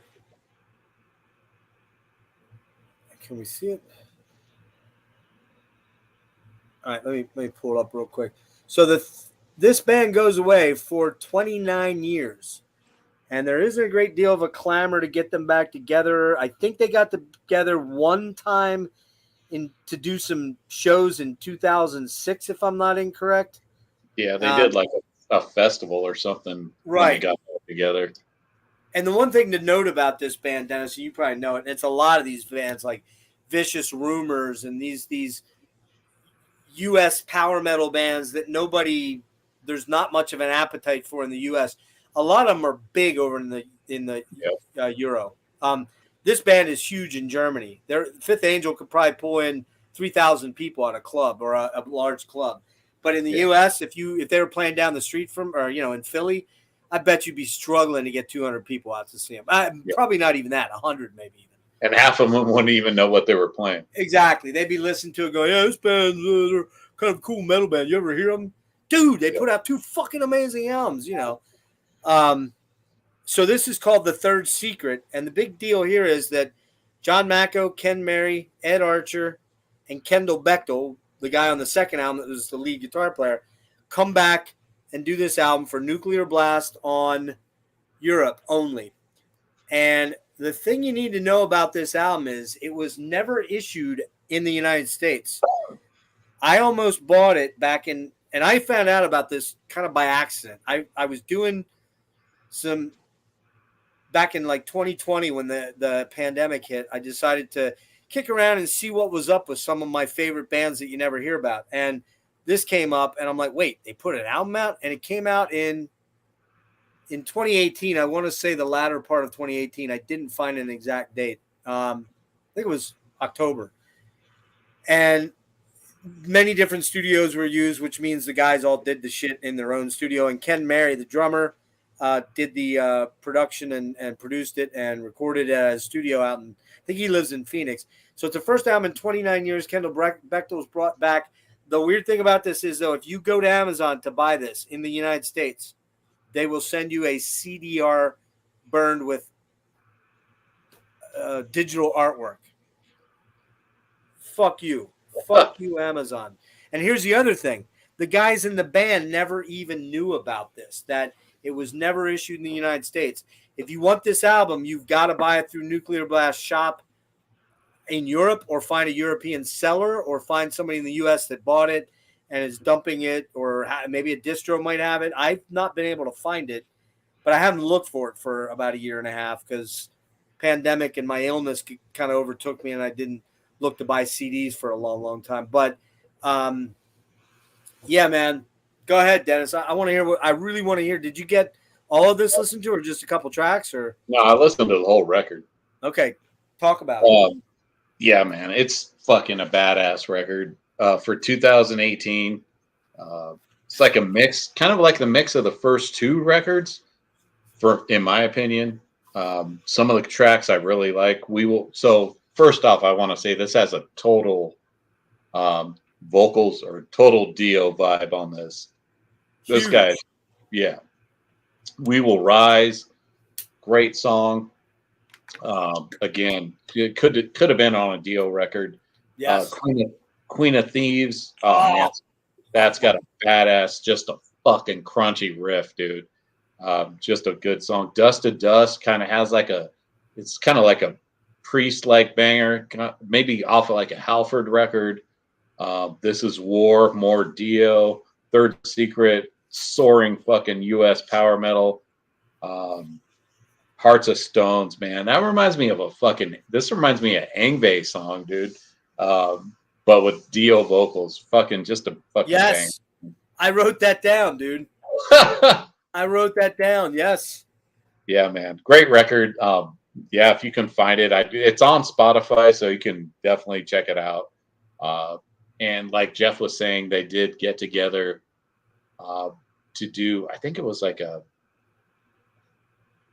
I don't remember the name of the concert, but it's like where they brought a lot of like traditional like metal bands together to do. True. I think it's Keep It True. Keep It True. That's it. Yeah, Keep It True. Best.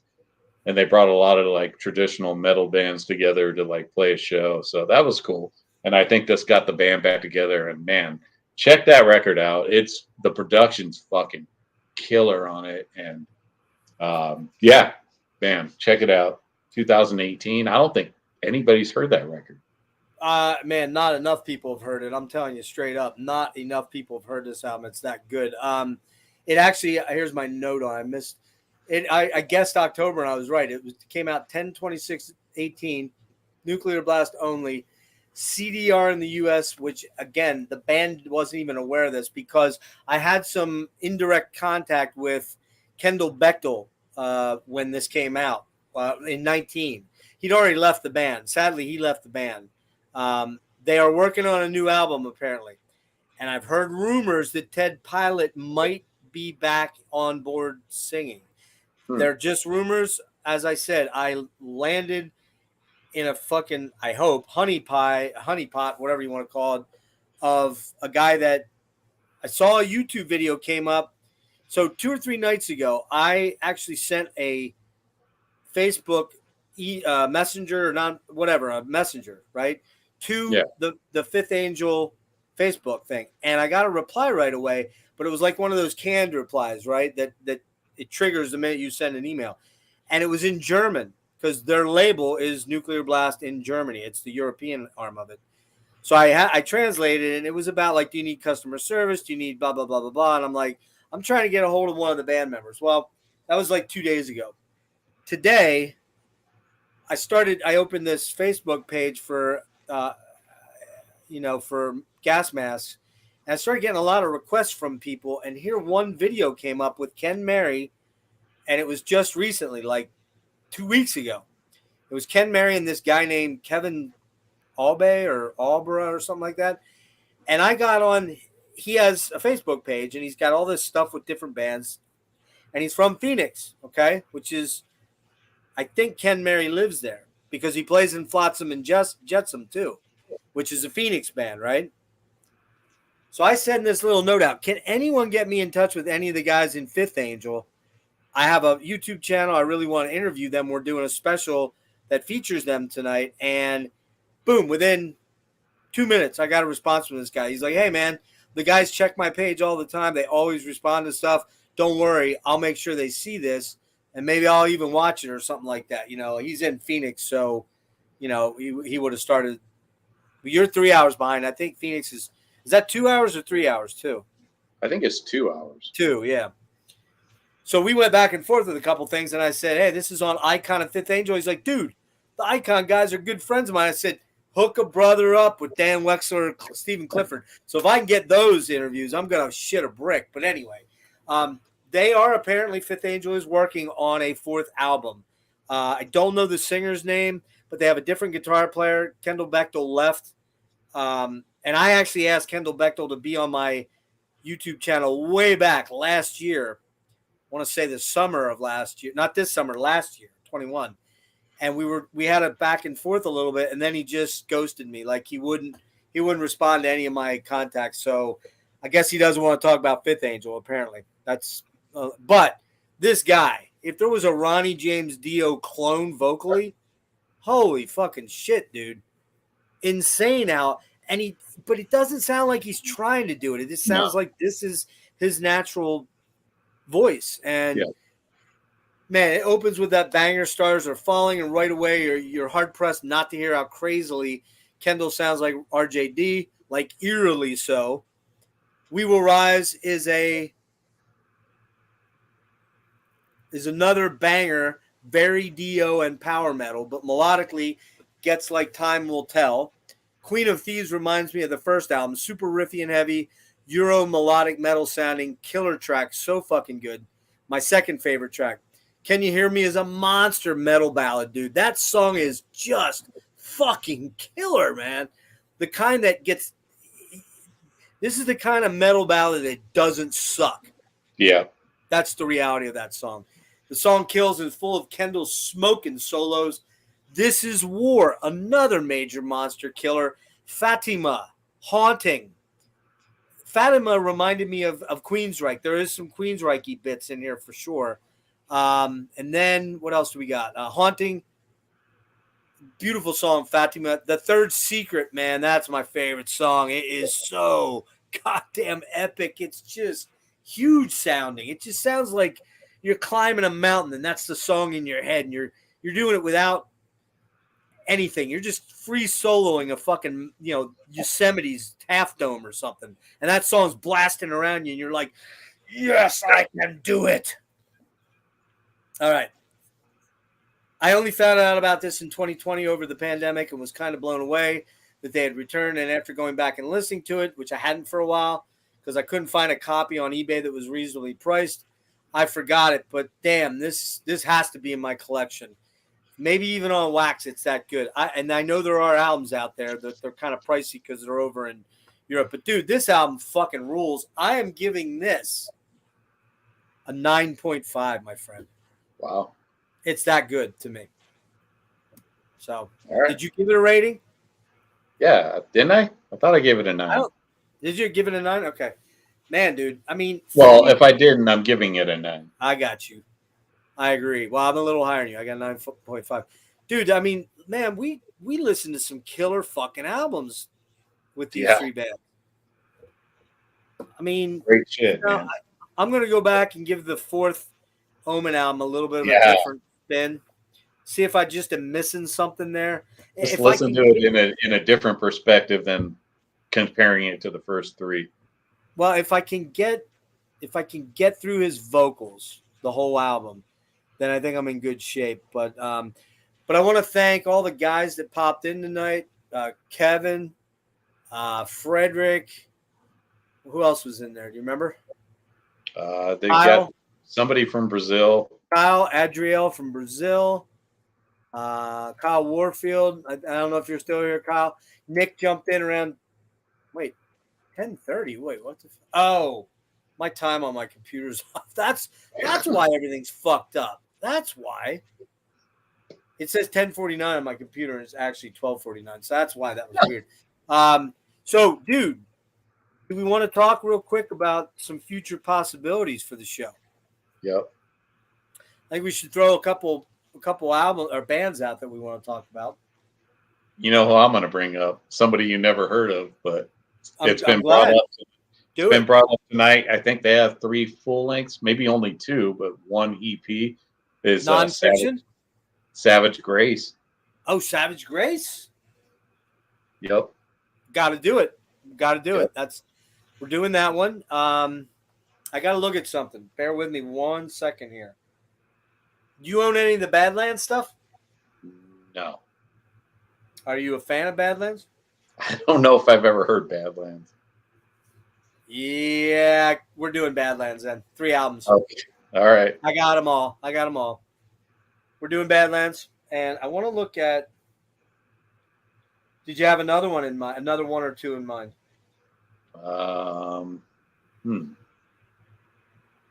I want to do. I don't know if you ever heard of the band Culprit.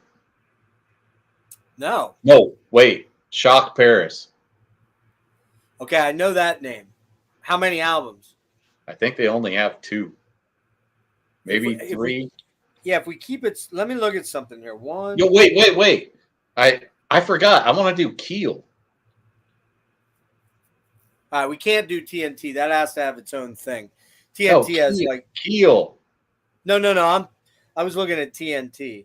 How many albums Keel have? 2? Maybe 3? 2 or 3. Let me look. All right, so we're gonna do Savage Grace. I want to do. Hang on, we're gonna do this other one too. I think because we can. How many albums did we do today? We did 4. We didn't show the 1 and didn't comment on it, so kind of doesn't count. 3 is 6. We did 10 albums, right? And we did it in literally about 2.5 hours because 15 minutes I told my Neil Sean story. So if you wipe that out, we did it in 2.5. So here's what I'm thinking. If you're down for it, Keel has dude. Only the 80s stuff though. Oh, you're right. Five albums there. I don't own any of them. Do you? I only own 3, so. All right, maybe not. They have 5 albums out in the 80s? They have Lay Down the Law, 84, The Right to Rock, 85, The Final Frontier, 86, Keo, 87, and Larger Than Life. Okay, that's a live album. Never mind. 4 albums. So 4. I have Which the ones 3. do you have? I have the 3, the first 3. So we only have to talk about a picture on the 4th. Okay, let's do Keel and Savage Grace. So that's 7. And we'll do Badlands, which is 3. Are you feeling adventurous, sir? Always. Let me see something here. I gotta see when these albums came out real quick.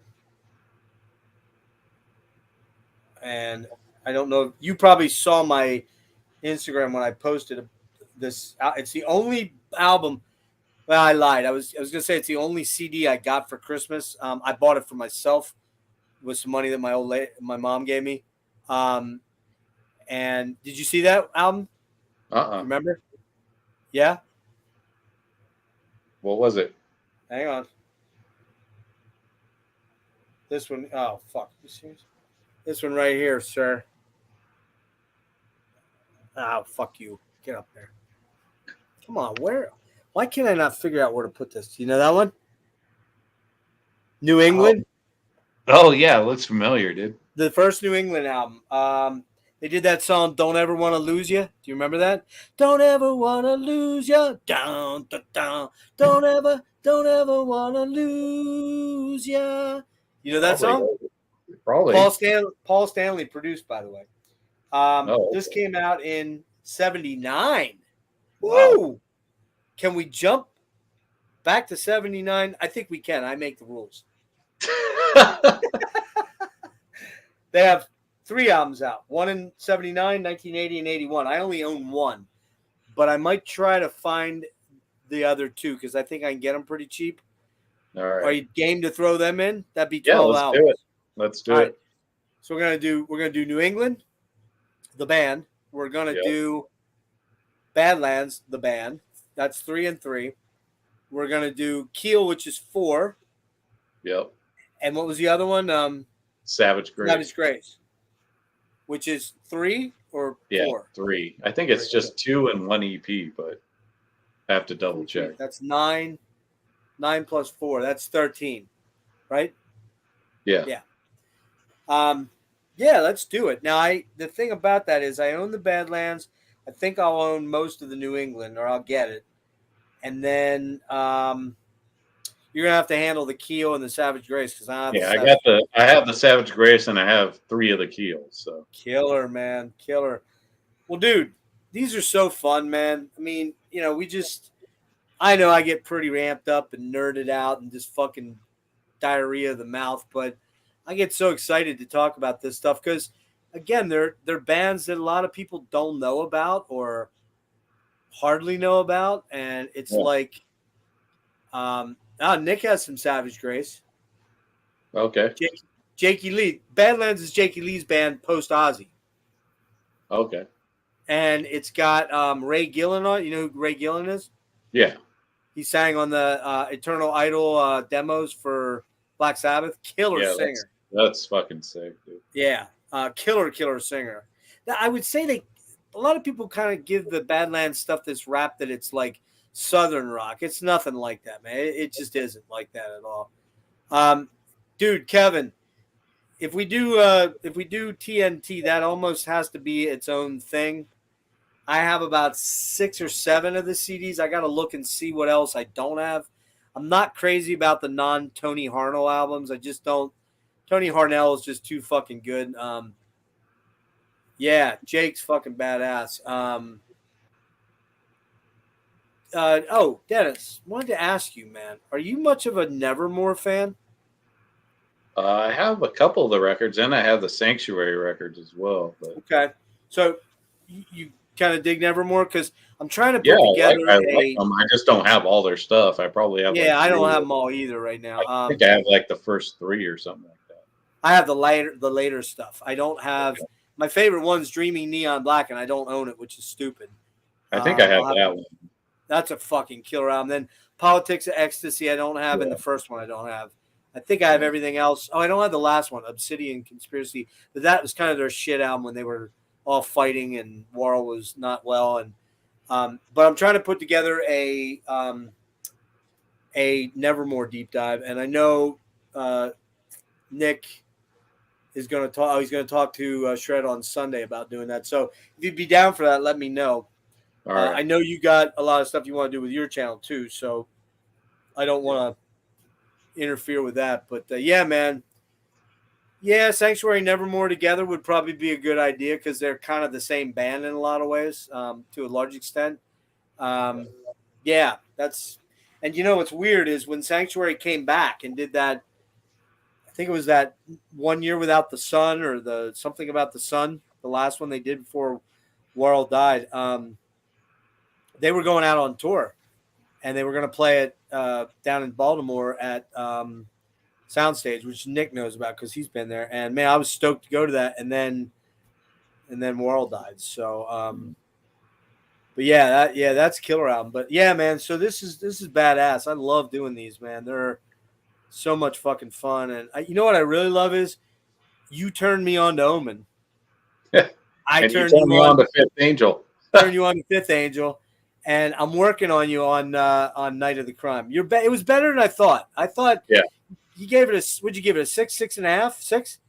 Something like, I mean, because it's got Clifford and fucking Dexler on it. No, I seriously thought you were going to give that like a 2 or a 3.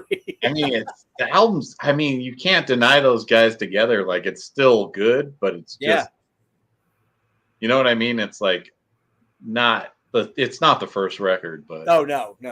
I agree. Those guys it's a completely different album. It's almost like a different animal. Like they suddenly traded it. And the funny thing is, though, if you look at the back of the first album, total glammy look, but not glammy at all. Not even remotely glammy. But I mean, it's got like 3 like total bangers on it that I love, so that makes it for me like just by itself. So yeah. So listen, guys, everyone in the chat, thank you so much for being here. We did it in under 3 albums, and we did 3 hours, and we did how many we do? I don't know, like 10 records, 8, 4 and 4. No, 8. We did 11 records. Okay. Although we didn't really talk much. Well, we did kind of talk about a Perfect Union. We just didn't really talk about the songs, but there's a lot of history here, man, and I'm hoping really strongly that this connection I made will get me one of the guys like Ken Mary or possibly John Macco, the bass player, who he seems to be. Those two seem to be the guys that do the interview stuff, and Ed Archer, who's pretty integral in this band, doesn't do a lot. I will say the new singer that they have, if it's not Ted Pilot, I just can't remember his name, Steve something. Man, he's good, man. He's real good. So if this album does materialize, I've got high hopes for it. Going to be hard to beat out the legacy of those 3 albums because they're fucking epic. And as for Icon, man, if I could get Clifford or maybe Dan Wexler on, oh shit, dude. Yeah, dude. I'd fucking have a wet dream over that shit. Which is weird, I know, but I just probably would. But anyway, killer. So I'm gonna set up a separate stream that I don't know. Do you want to hang out a little bit and just talk bullshit or? Oh yeah, I'm cool. I'm free. All right, we'll do that. See if Nick wants to jump on, and I'll dig around and see. Frederick, you want to come on and let me know? I'll send you a link. And but if you talk all thrash, you and Dennis get your own separate stream then. Yeah, so I'm gonna call it at exactly. Man, fucking bifocals are acting weird today. I gotta put my nose up like this to see right. Yeah, it's 2:58. We're gonna call it. Dennis, thank you so much. This ruled, dude. I am gonna change the artwork. I'm gonna change the artwork when I master Photo P, which that's what it's called. It's like a free web browser based Photoshop mimicker or whatever. But man, Rick's got to give me a fucking crash course, dude. I started trying to do shit, and I'm like, Jesus Christ, I'm gonna commit suicide or murder if I keep trying to do this. You know, it's doing fucking graphic arts, man, that is no easy fucking like, oh, geez, easy peasy. I can just do this. Yeah. That's fucking hard. So, but this ruled, dude. I'll send you a link in 5 minutes or so. I got to go get it. I'm going to go take a piss. All right, brother. Talk to you, man. Thank you, guys. We'll see y'all later. Thanks, guys. Thanks for watching. Peace out.